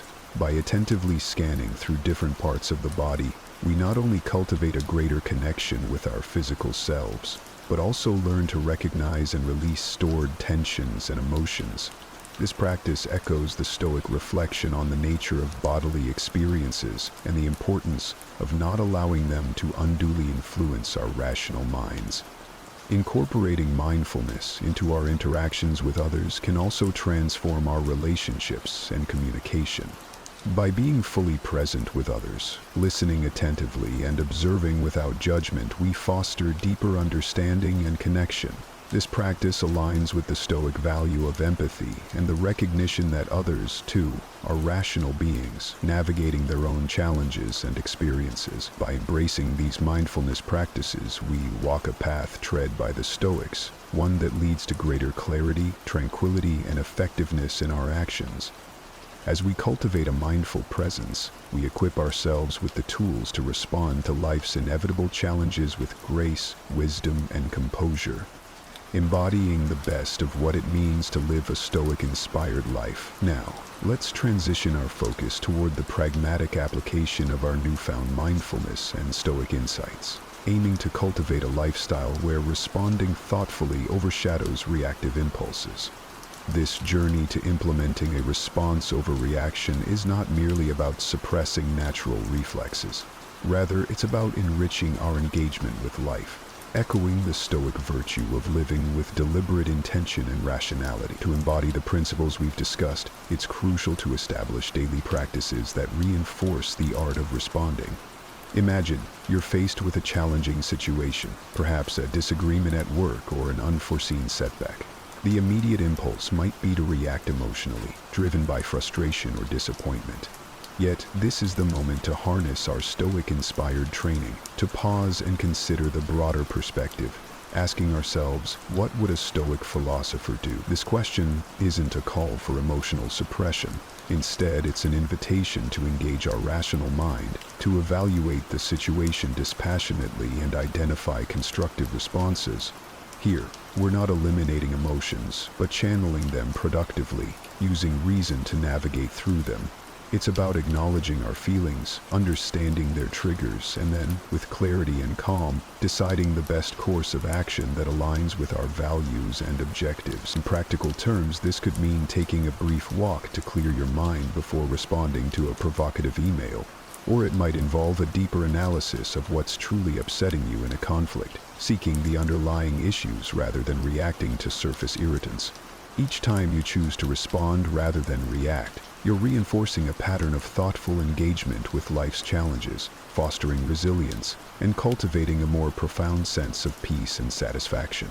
Moreover, integrating this approach into your daily routines amplifies its impact. Begin your day with a reflection on your intentions, reminding yourself of your commitment to respond thoughtfully across various contexts. Engage in regular journaling to reflect on your responses, celebrate your successes, and identify areas for growth. And importantly, embrace a mindset of continuous learning and adaptation, recognizing that each day offers fresh opportunities to practice and deepen your mastery of response over reaction. By committing to this path, you're not just adopting a strategy for stress reduction or conflict management, you're embracing a way of life that reflects the Stoic pursuit of virtue and wisdom. You're choosing to live with intentionality, aligning your actions with your highest ideals, and in doing so, you're contributing to a more reasoned, compassionate, and responsive world. The journey from reaction to response is transformative, beckoning us toward a deeper engagement with our inner selves and the external world. It's a path that the Stoics walked with diligence and dedication, and now, with their wisdom guiding us, we too can aspire to navigate life's vicissitudes with grace, equanimity, and rationality. Embodying the true spirit of Stoicism in our modern era. The essence of our exploration is not just about managing our reactions in isolation, but about integrating a responsive, thoughtful approach into the fabric of our lives. By embracing the principles of Stoicism, focusing on what's within our control, acting with reason, and striving for virtue, we empower ourselves to navigate life's challenges with greater equanimity and purpose. In a world where almost everything is just a click away from being public knowledge, what if I told you that the most empowering thing you could do is keep a secret, not just any secret, but the personal milestones, the quiet victories that are yours and yours alone. We often forget that before the digital age, privacy was a cherished treasure. Stoicism teaches us the value of the inner self, the part of us that doesn't need applause to thrive. It's about understanding that some of the most significant battles we face are fought in the silence of our minds, and not every one of those needs to be a headline in our social feeds. As we dive into today's discussion, think about the last time you chose not to share something on social media. How did it feel? Liberating? A little rebellious, maybe? That's because you exercised a choice that goes against the grain of our share everything culture. You tapped into a story principle that's about as old as philosophy itself, the notion that not everything we do or think needs validation from the outside world. Now, if you appreciate what we're exploring here, a simple free favor you can do is hit the subscribe button. Today we're going to unpack why choosing what to share and what to keep to ourselves isn't just an act of privacy, it's an act of power. By the end of our talk, you might just see your quiet, unshed moments as the gold they truly are. So, let's get into it. When we talk about our personal values, we're diving into some of the most intimate aspects of who we are. These aren't just the standards we hold for our actions. They're the core beliefs that dictate every decision, every reaction, and how we perceive the world around us. Now, consider for a moment how value guide us through the chaos of everyday life. Stoicism teaches that it's not the events themselves, but our responses to them that shape our lives. Our values are our chosen responses, the paths we tread even when storms rage. They anchor us, giving us resilience against what we can't control. For example, if one of your core values is integrity, this will influence how you react when faced with a challenging decision at work or in personal relationships. It becomes your inner compass. During this, no matter the external pressures, you remain true to your course. But how do we identify these core values? It's one thing to list desirable qualities like courage, honesty, or loyalty, but understanding what truly resonates with our deepest self requires inner honesty. Understanding what truly resonates with our deepest self requires inner honesty. This is where Stoic exercises can be incredibly beneficial. They encourage us to reflect on our daily experiences and evaluate our reactions. Did I act out of fear or with courage? Was I honest even when it was difficult? These reflections help us see not just who we are, but who we aspire to be, allowing us to line our actions with our true nature. Stoicism doesn't just stop at knowing your value. It pushes for consistency between your value and your actions. This alignment is crucial because it's easy to claim a value. It's much harder to live it out, especially when tested. Stoics propose exercises like the evening reflection, where you review your day's actions and assess whether they were in line with your values. This practice doesn't just reinforce good behaviors. It also helps root out the inconsistencies, giving us a chance to course correct. Now, living in line with your values is undoubtedly rewarding, but it's not without its challenges. The modern world constantly bombards us with messages that can cloud our judgment or lead us astray. Social media, peer pressure, and even advertising can subtly shift our focus from our values to more superficial metrics of success, like wealth, fame, or physical appearance. Stoicism teaches us to recognize these external influences and separate them from our internal dialogue, which is essential in maintaining our path and not getting lost in others' expectations. Why is this alignment so vital?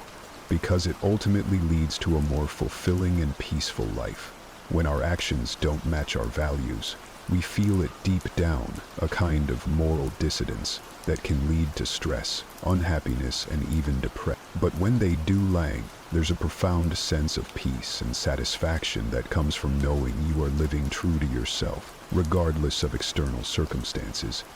This journey towards understanding and living your values isn't just about personal satisfaction, though it impacts everyone around you. When you live by your values consistently, you become a beacon for others.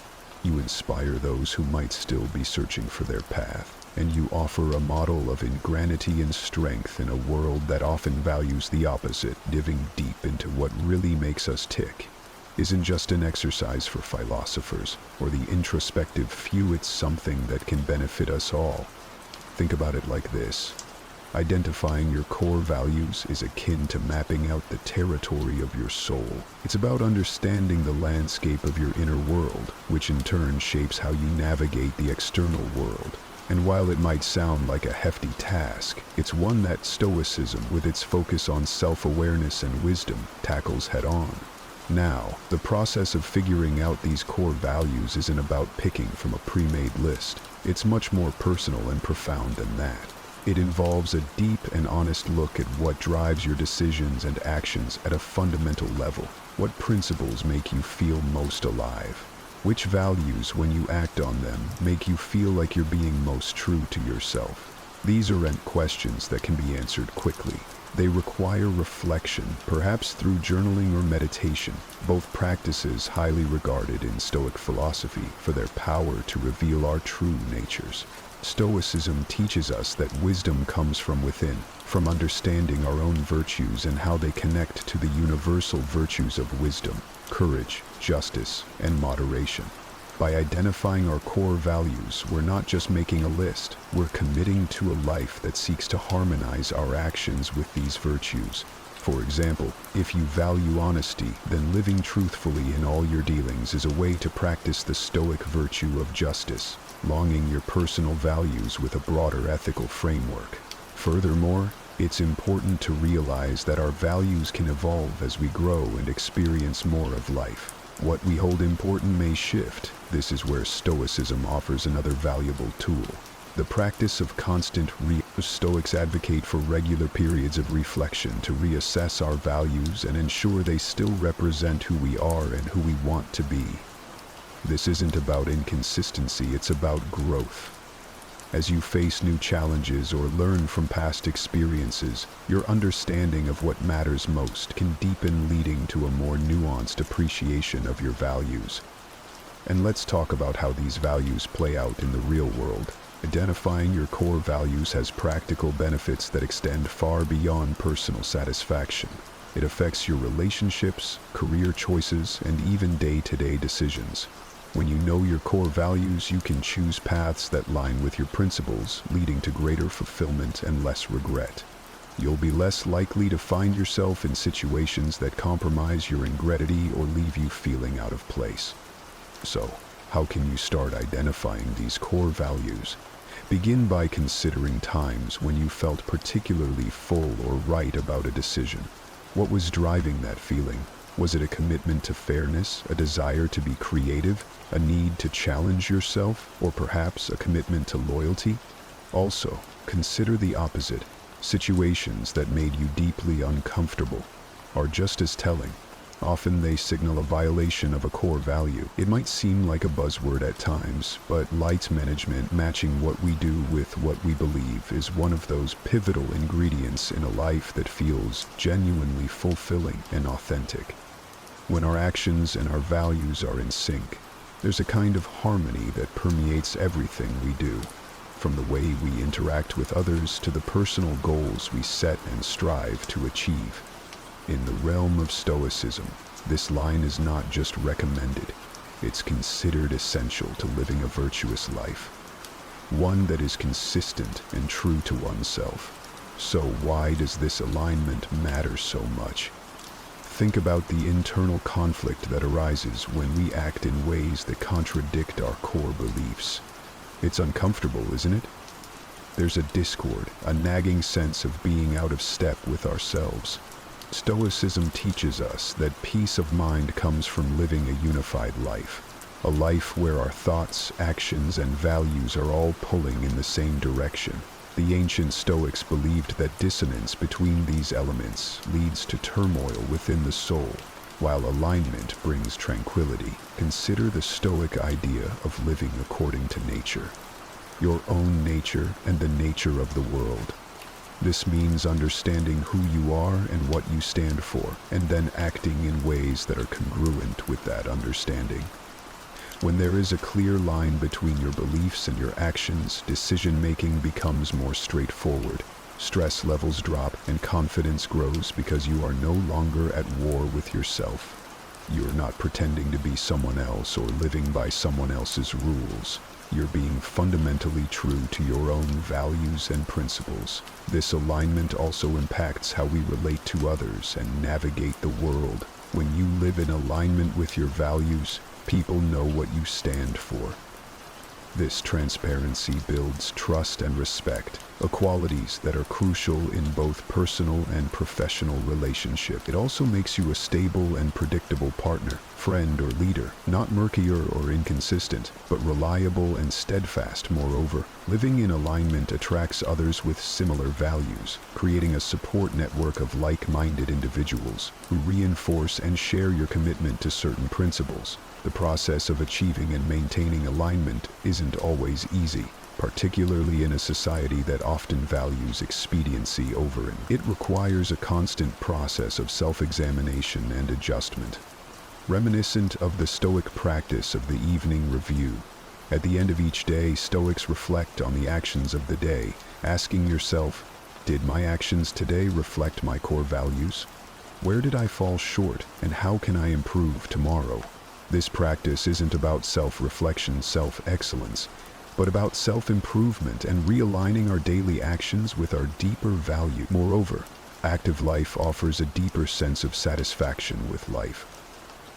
There's a profound joy and peace that comes from knowing you're living in a way that's true to your deepest beliefs.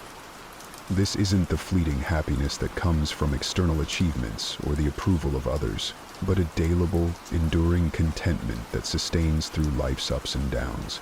It's the kind of happiness that Stoics aim for, a happiness based on virtue and self-consistency. In a broader sense, living with alignment helps us navigate life's challenges with greater resilience. When we face tough choices or adversity, being anchored in our values provides a guidepost for action that feels right, even when the right action is difficult. It enables us to act with courage and integrity because we're not just reacting to external circumstances. We're responding in a way that's consistent with our deepest self. Sticking to your core values sounds straightforward when you're in a calm, controlled environment, right? But let's face it, life isn't a controlled environment. Life is unpredictable, messy, and full of temptations and pressures that can easily veer us off course. This is where the real challenge comes in, maintaining that limit between what we believe and how we act when the world around us seems intent on touching those beliefs at every turn. One of the primary hurdles we face in staying aligned is the external pressure to conform, whether it's from our social circles, workplace, or society at large. There's often a strong push to fit in. This can mean adopting behaviors or making choices that don't match up with our internal compass. The Stoics were well aware of this challenge and emphasized the importance of fortitude and personal integrity in the face of societal norms. They advocated for a kind of moral courage, the courage to stand firm in your convictions, even when doing so might make you stand out or swim against the current. Another significant challenge is the complexity of modern life. We are bombarded with choices and information, and often the right path isn't clear. It can be tough to discern which actions lie with our values, especially when those values might conflict with each other, or when the consequences of our choices are uncertain. Stoicism offers a tool here as well, the practice of reflection and contemplation. By taking the time to reflect on our decisions and their alignment with our values, we can navigate complex situations more effectively. This reflection also involves being honest with ourselves about our mindset and the potential impacts of our actions, ensuring that our choices are not only intentional, but also informed. Additionally, there's the issue of short-term dishonor clashing with long-term values. In moments of weakness or stress, it's all too easy to give in to impulses that might lead us away from our principles. Here, the Stoic practice of self-discipline and control over one's passions comes into play. Stoics believe that by mastering our impulses, we can ensure that our actions remain in line with our deeper values, rather than being derailed by feeling desire. Maintaining alignment requires continuous effort and vigilance. It's not a set-it-and-forget-it kind of deal. Our environments change, we evolve, and our understanding of our values can deepen over time. This dynamic nature of life means that staying aligned is an ongoing process of adjustment and realignment. It requires us to be perpetually mindful and proactive about our choices, a concept that is at the very heart of Stoic philosophy. Sometimes the challenge also comes from within, in the form of self-doubt or lack of self-awareness. It's possible to be sincere in our intent to live according to our values, but misguided in our execution. This might be due to blind spots in our self-awareness or misunderstandings about what our values truly imply for our behavior. Stoicism encourages us to seek wisdom continually, not just about the world, but also about ourselves. This includes recognizing and confronting our limitations and biases and being open to learning and growth. In facing these challenges, it's crucial not to be too hard on ourselves when we falter. The Stoic path isn't about achieving perfection, but striving toward becoming better versions of ourselves. Each challenge offers a new opportunity to strengthen our commitment to our values and to practice the virtues that Stoics hold dear: wisdom, justice, courage, and moderation. When it comes to keeping our actions in sync with our values, it's often easier said than done, right? Even with the best intentions, the hectic pace of daily life can sometimes scatter our focus. Luckily, there are some practical, down-to-earth strategies we can adopt to help ensure we stay on track. These substances are acting on them becomes second nature. First up, let's talk about setting clear, actionable goals that reflect our core values. It's like giving yourself a roadmap where each milestone is aligned with your deeper beliefs. Say one of your values is compassion. You might set a goal to volunteer a certain number of hours each month. This isn't just about doing good deeds. It's about MBSing into your life in a tangible way. Similarly, if integrity is a key value for you, your goals might include always being transparent in your communications at work, even when the truth is uncomfortable. Another powerful strategy is to create daily rituals that reinforce your values. The Stoics were big on routines that helped them embody their philosophy. For instance, you might start your day with a few minutes of reflection on what your values are and how you intend to demonstrate them throughout the day. This could be as simple as a morning meditation or journaling session where you set your intentions to be patient, frugal, or whatever else aligns with your values. Reflection is key here, and it's something the Stoics practiced diligently.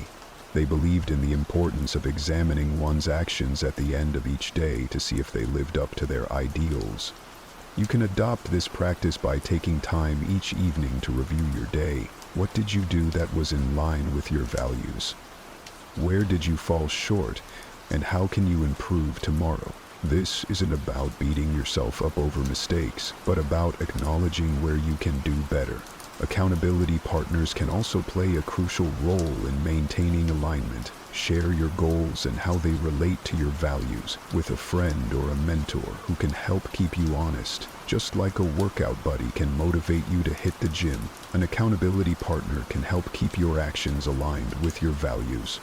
They can offer a fresh perspective when you're facing challenges and celebrity with you when you successfully embody your values. Incorporating visual reminders of your values into your environment can also be incredibly effective. This could be as simple as posting quotes that resonate with your values around your workspace or home. Each time you see these reminders, they can serve as a prompt to act in ways that reflect your deepest beliefs. For instance, a Stoic might keep a symbol that represents tranquility, an essential aspect of Stoic calm in their living space, to continually remind them of their commitment to maintaining inner peace despite external chaos. Practicing mindfulness can enhance your ability to live according to your values. Mindfulness helps you become more aware of your thoughts and actions in the moment, allowing you to make choices that are more deliberate and aligned. When you're mindful, you're not operating on autopilot. Instead, you're fully present and making conscious decisions that reflect your values, which is a core aspect of Stoic living. Learning to confidently say no is like developing a superpower in today's yes-centric world. It's not just about turning down invitations or requests. It's a profound act of self-respect and a crucial component of living a life aligned with your values. Think of it this way. Every time you say no to something that doesn't align with your core beliefs, you're actually saying yes to your own priorities, health, and well-being. But saying no isn't always easy. We're often conditioned to avoid it for fear of seeming rude, unhelpful, or selfish.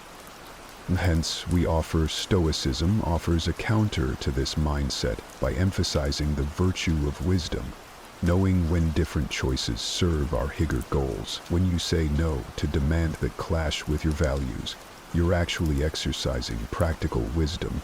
You're making a deliberate choice to honor your commitments to yourself and your vision of the good life. One effective strategy to say no with confidence is to be clear about your reasons, both to yourself and to others. When you understand and can articulate why something doesn't align with your values, it becomes much easier to communicate that decision succinctly. For example, if you value personal growth and someone incites you to a project that you know will lead nowhere, explaining your focus on meaningful projects can help both you and the other party understand your refusal. Another key aspect is to practice assertiveness. Being assertive doesn't mean being regressive. It's about being firm and straightforward in your communication. It's perfectly okay to say, "I appreciate your thinking of me, but I can't commit to this right now." Or, "This isn't right for me, but thank you for the offer." These responses show respect for both yourself and the person making the request, maintaining the relationship while still standing your ground. It's also important to normalize saying no for yourself. The more you practice, the easier it becomes. Start with small things, like declining an extra responsibility at work when your plate is already full, or saying no to a social event when you need time to recharge. As you grow more accustomed to pushing back against smaller demands, you'll build the confidence to say no in more significant, regardless-stake situations. Moreover, remember that saying no can sometimes lead to feelings of guilt or worry about missing out. Here, Stoicism teaches us to focus on our inner state and not be troubled by external judgments or fears. Reflect on the tranquility and freedom that come from making decisions aligned with your personal philosophy, rather than decisions driven by anxiety or a desire for approval. Consider the long-term benefits of saying no.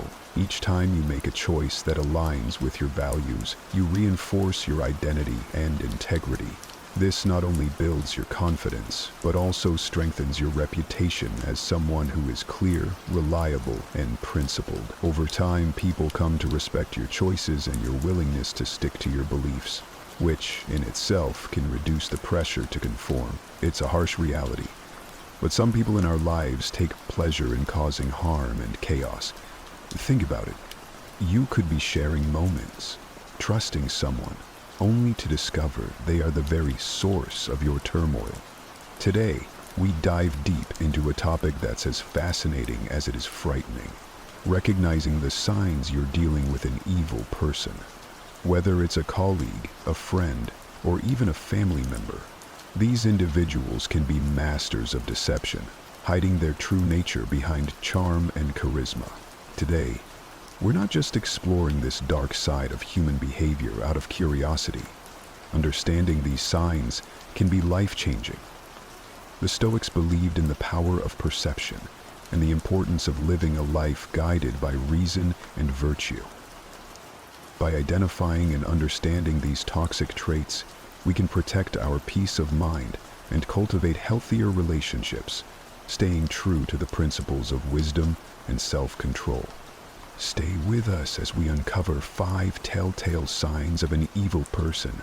By the end of this video, you'll not only be better equipped to spot these behaviors, but also learn practical ways to safeguard your mental health and well-being. And if you appreciate what we're doing here, a simple, free favor I'll ask from you is to hit the subscribe button. Please don't skip any part of the video. You won't want to miss our special bonus section, where I'll share an effective strategy for setting firm boundaries with these individuals. Let's embark on this journey of self-awareness and resilience together. Number 1. Charming and charismatic at first. When we talk about people who seem charming and charismatic at first, it's important to remember that appearances can be deceiving. These individuals often have a way of lighting up a room, making everyone around them feel special and valued. They know exactly what to say to make you feel like you've just made a new best friend.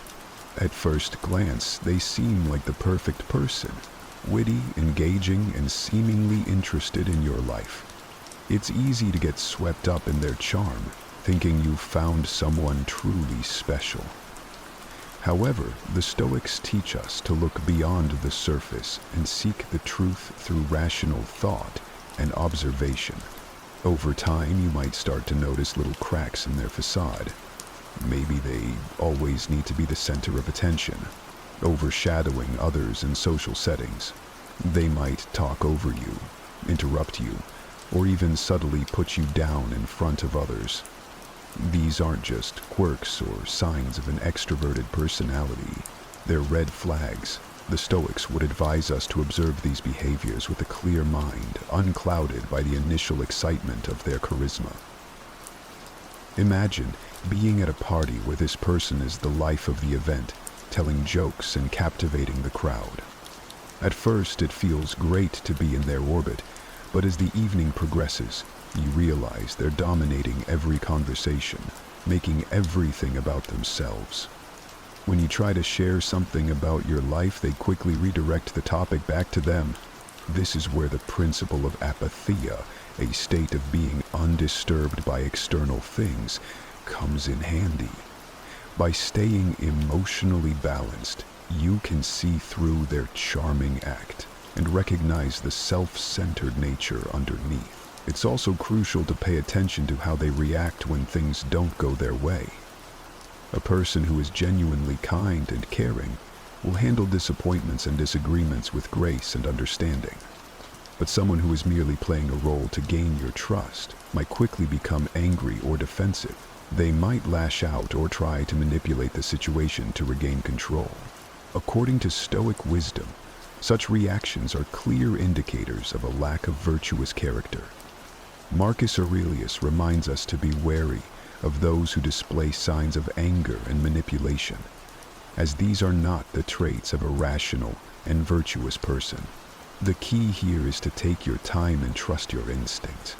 The Stoics believed in the power of observation and the importance of not rushing to judgment based on first impressions.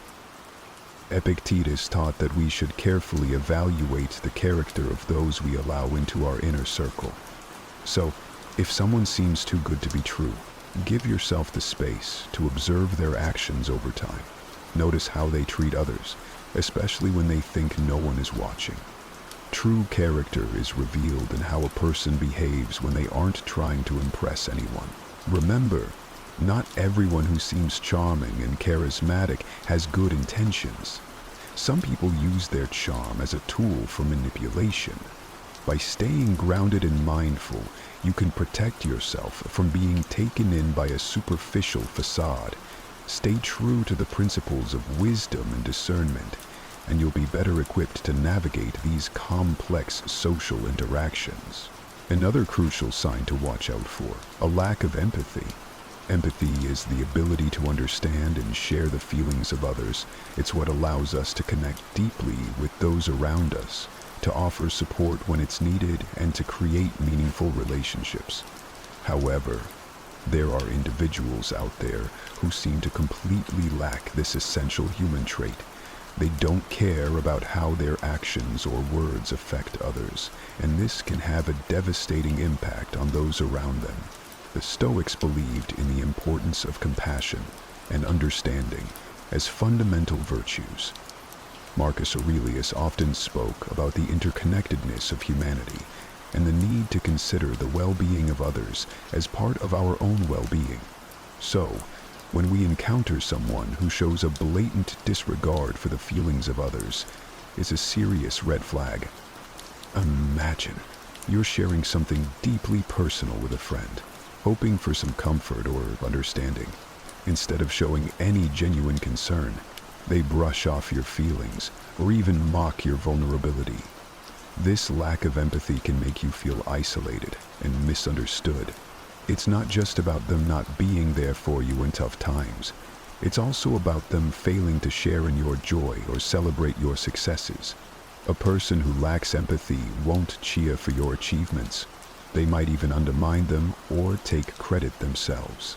This behavior is not just limited to personal relationships. Consider a boss who pushes their employees to the brink, showing no concern for their well-being. They might demand long hours without fair compensation, ignore requests for time off, or publicly criticize employees in a way that's meant to humiliate rather than constructively guide. This creates a toxic work environment where people feel undervalued and stressed. The Stoics would advise us to maintain our inner peace and integrity in such situations, recognizing that the lack of empathy in others is a reflection of their character, not ours. Furthermore, a lack of empathy can lead to more sinister behaviors. People who cannot empathize with others may engage in actions that are outright cruel or without any sense of guilt or remorse. They might lie, cheat, or even inflict physical harm without a second thought about the pain they're causing. The Stoic philosopher Seneca emphasized the importance of kindness and justice, teaching that our actions should always reflect our inner virtue. When someone lacks empathy, they're fundamentally disconnected from these values. Lack of empathy is also evident in smaller, everyday interactions. For example, you might notice that someone constantly interrupts conversations to talk about themselves, shows little interest in what others have to say, or fails to offer help when it's clearly needed. These might seem like minor annoyances at first, but they add up to a pattern of behavior that reveals a deeper issue. The Stoics would remind us to be observant and discerning, understanding that these small signs are indicative of a person's true character. If you find yourself dealing with someone who consistently lacks empathy, it's important to set boundaries to protect your own mental and emotional health. The Stoics believed in the importance of maintaining our own well-being and not allowing the negativity of others to disturb our peace. You have the right to distance yourself from those who drain your energy and bring you down. Another major sign of an evil person is manipulation. Manipulation occurs when someone uses deceit or cunning tactics to control or influence others to get what they want. It's a subtle, often insidious behavior that can be incredibly damaging to those on the receiving end. Manipulators are skilled at twisting situations, making you question your reality and bending your will to suit their needs. This can leave you feeling confused, powerless, and unsure of your own judgments. Let's think about manipulation from a Stoic perspective. The Stoics valued clarity of thought and the ability to see things as they truly are. They taught that our perceptions should be grounded in reality and that we should remain steadfast in our principles, no matter the external pressures. When someone manipulates you, they are attempting to cloud your perception and distort reality, making it difficult for you to stay true to these Stoic ideals. The common form of manipulation is gaslighting, where the manipulator tries to make you doubt your own memory, perception, or sanity. They might deny that certain events happened, or they might twist your words and actions to make you feel at fault. For example, let's say you confront a friend about something hurtful they said. Instead of acknowledging it, they might turn the tables, accusing you of being overly sensitive or misremembering the situation. This can erode your confidence and make you reliant on the manipulator's version of reality. Manipulators are also adept at playing the victim. They might guilt-trip you into doing things you don't want to do by making you feel responsible for their happiness or well-being. You might have a friend who constantly complains about their problems, expecting you to drop everything to help them, yet they are never there for you in return. They might say things like, "If you were really my friend, you'd do this for me," making you feel obligated to comply. The Stoics, especially Epictetus, emphasize the importance of understanding what is within our control and what is not. We cannot control others' actions or emotions, only our response to them. Consider how a manipulator might use flattery or charm to get their way. At first, this can feel great. They might shower you with compliments and make you feel special. But over time, you might notice that their praise comes with strings attached. They might compliment you when they want something from you, or when they need you to do something for them. This can make you feel like you owe them, or that you need to live up to their expectations to maintain their approval.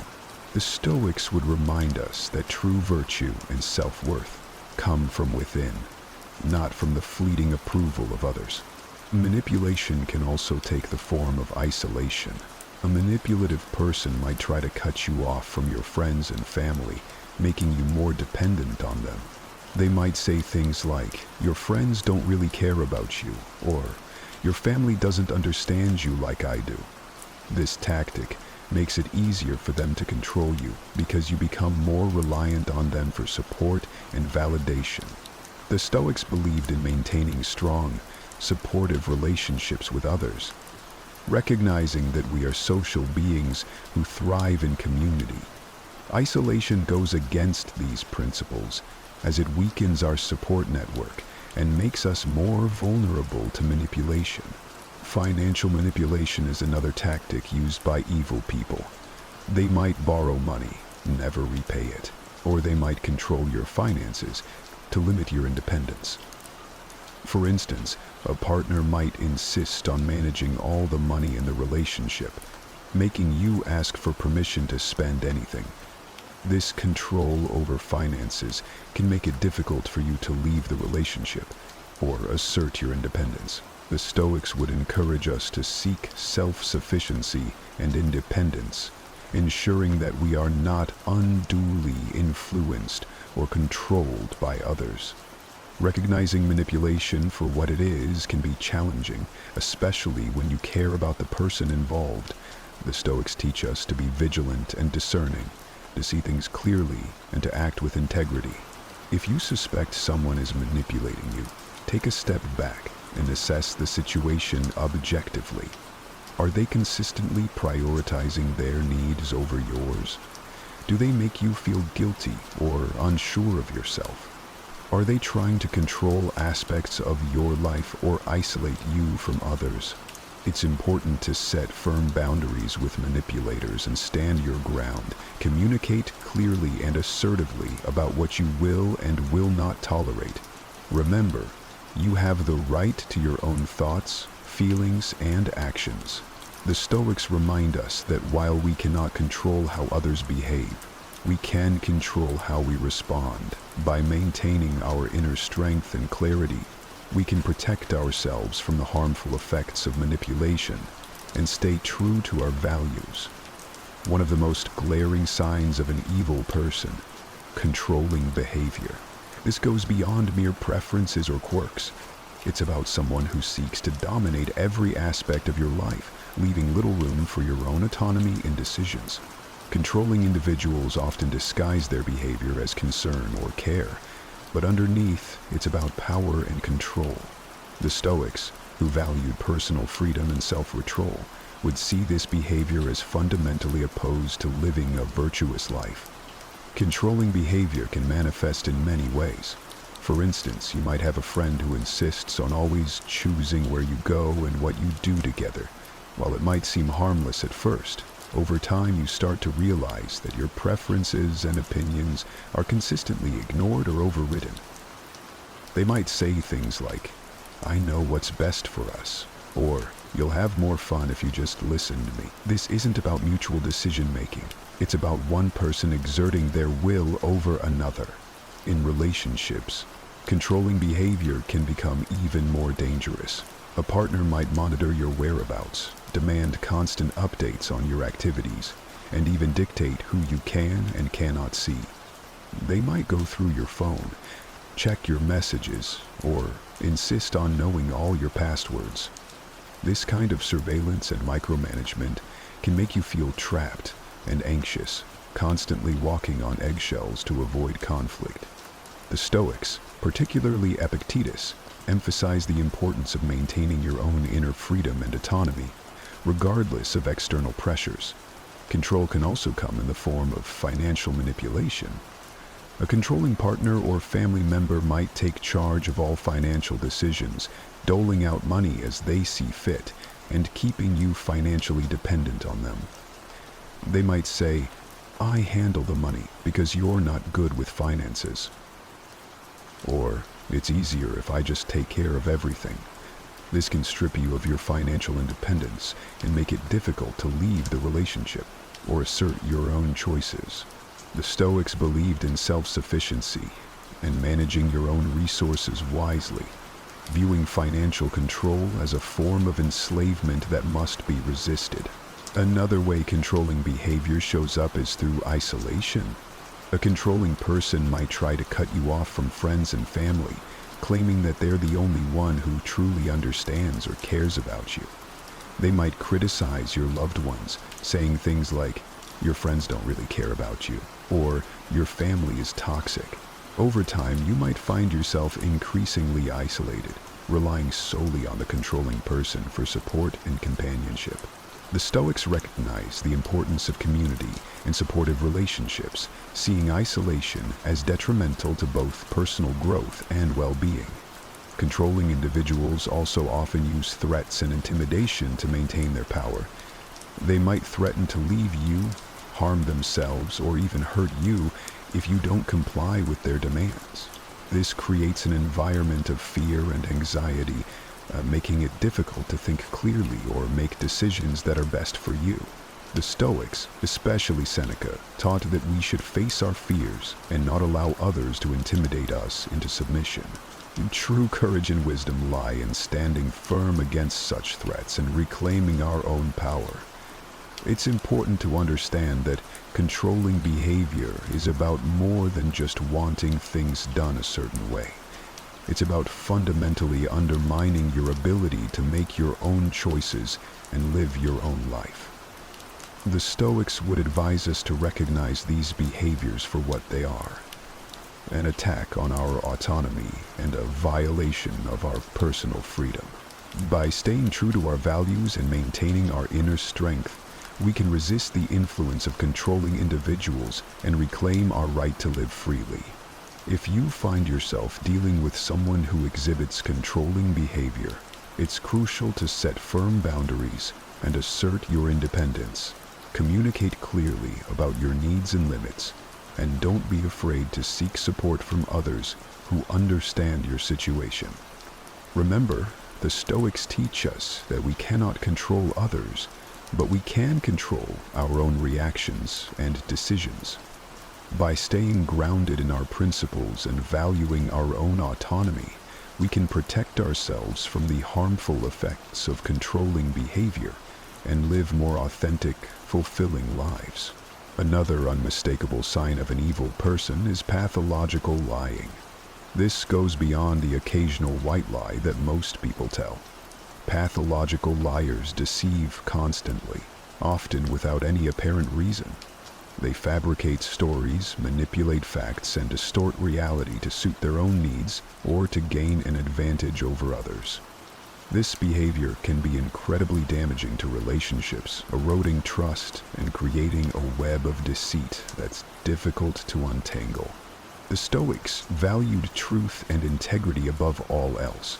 They believed that a virtuous life was grounded in honesty and that deceit was a fundamental betrayal of one's character.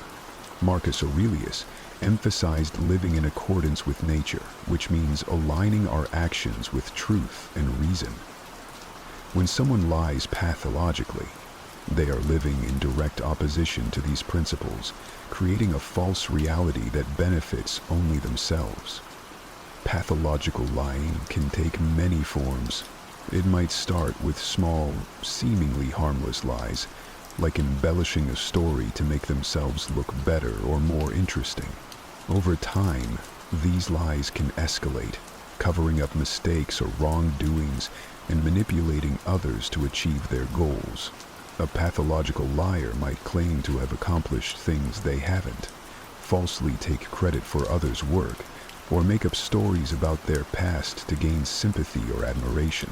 This constant dishonesty creates a distorted view of reality where you can never be sure what's true and what's fabricated. Consider how a pathological liar might operate in a workplace. They might lie about their qualifications, exaggerate their contributions to projects, or spread false rumors about colleagues to sabotage them. This can create a toxic environment where trust is undermined and people are constantly on edge, unsure of who to believe. The Stoics would advise us to remain steadfast in our own integrity, not allowing ourselves to be swayed by the deceitful actions of others.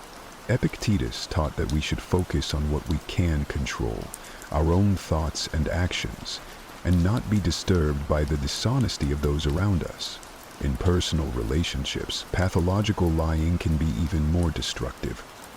Imagine being in a relationship with someone who constantly lies about their whereabouts, their past, or their feelings.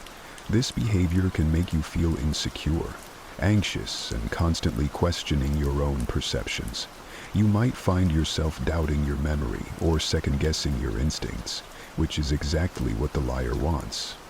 They thrive on creating confusion and instability, keeping you off balance so they can maintain control. The Stoics would remind us to trust our own judgment and not be swayed by the manipulations of others. Seneca taught that true peace comes from within, and that we should not allow the deceit of others to disturb our inner tranquility. One of the most insidious aspects of pathological lying is that it's often difficult to detect at first. Pathological liars can be incredibly convincing, telling their lies with such confidence and detail that it's hard not to believe them. They might mix truth with lies, making it even more challenging to discern what's real. This is where the Stoic principle of vigilance comes into play. We must remain observant and critical, not taking things at face value, but instead seeking the truth through careful consideration and evidence. When you catch someone in a lie, pay attention to how they react. Do they become defensive or aggressive? Do they try to turn the tables and blame you? Or do they offer a plausible explanation that seems to make sense, even if it's just another layer of deceit?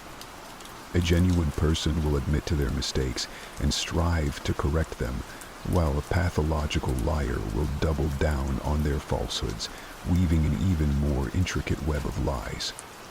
The Stoics would counsel us to remain calm and rational in the face of such behavior, recognizing it for what it is and not allowing it to provoke us. It's also important to consider the long-term impact of pathological lying.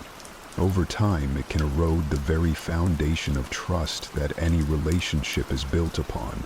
Once trust is broken, it's incredibly difficult to rebuild. You might find yourself constantly suspicious, always wondering if you're being lied to again.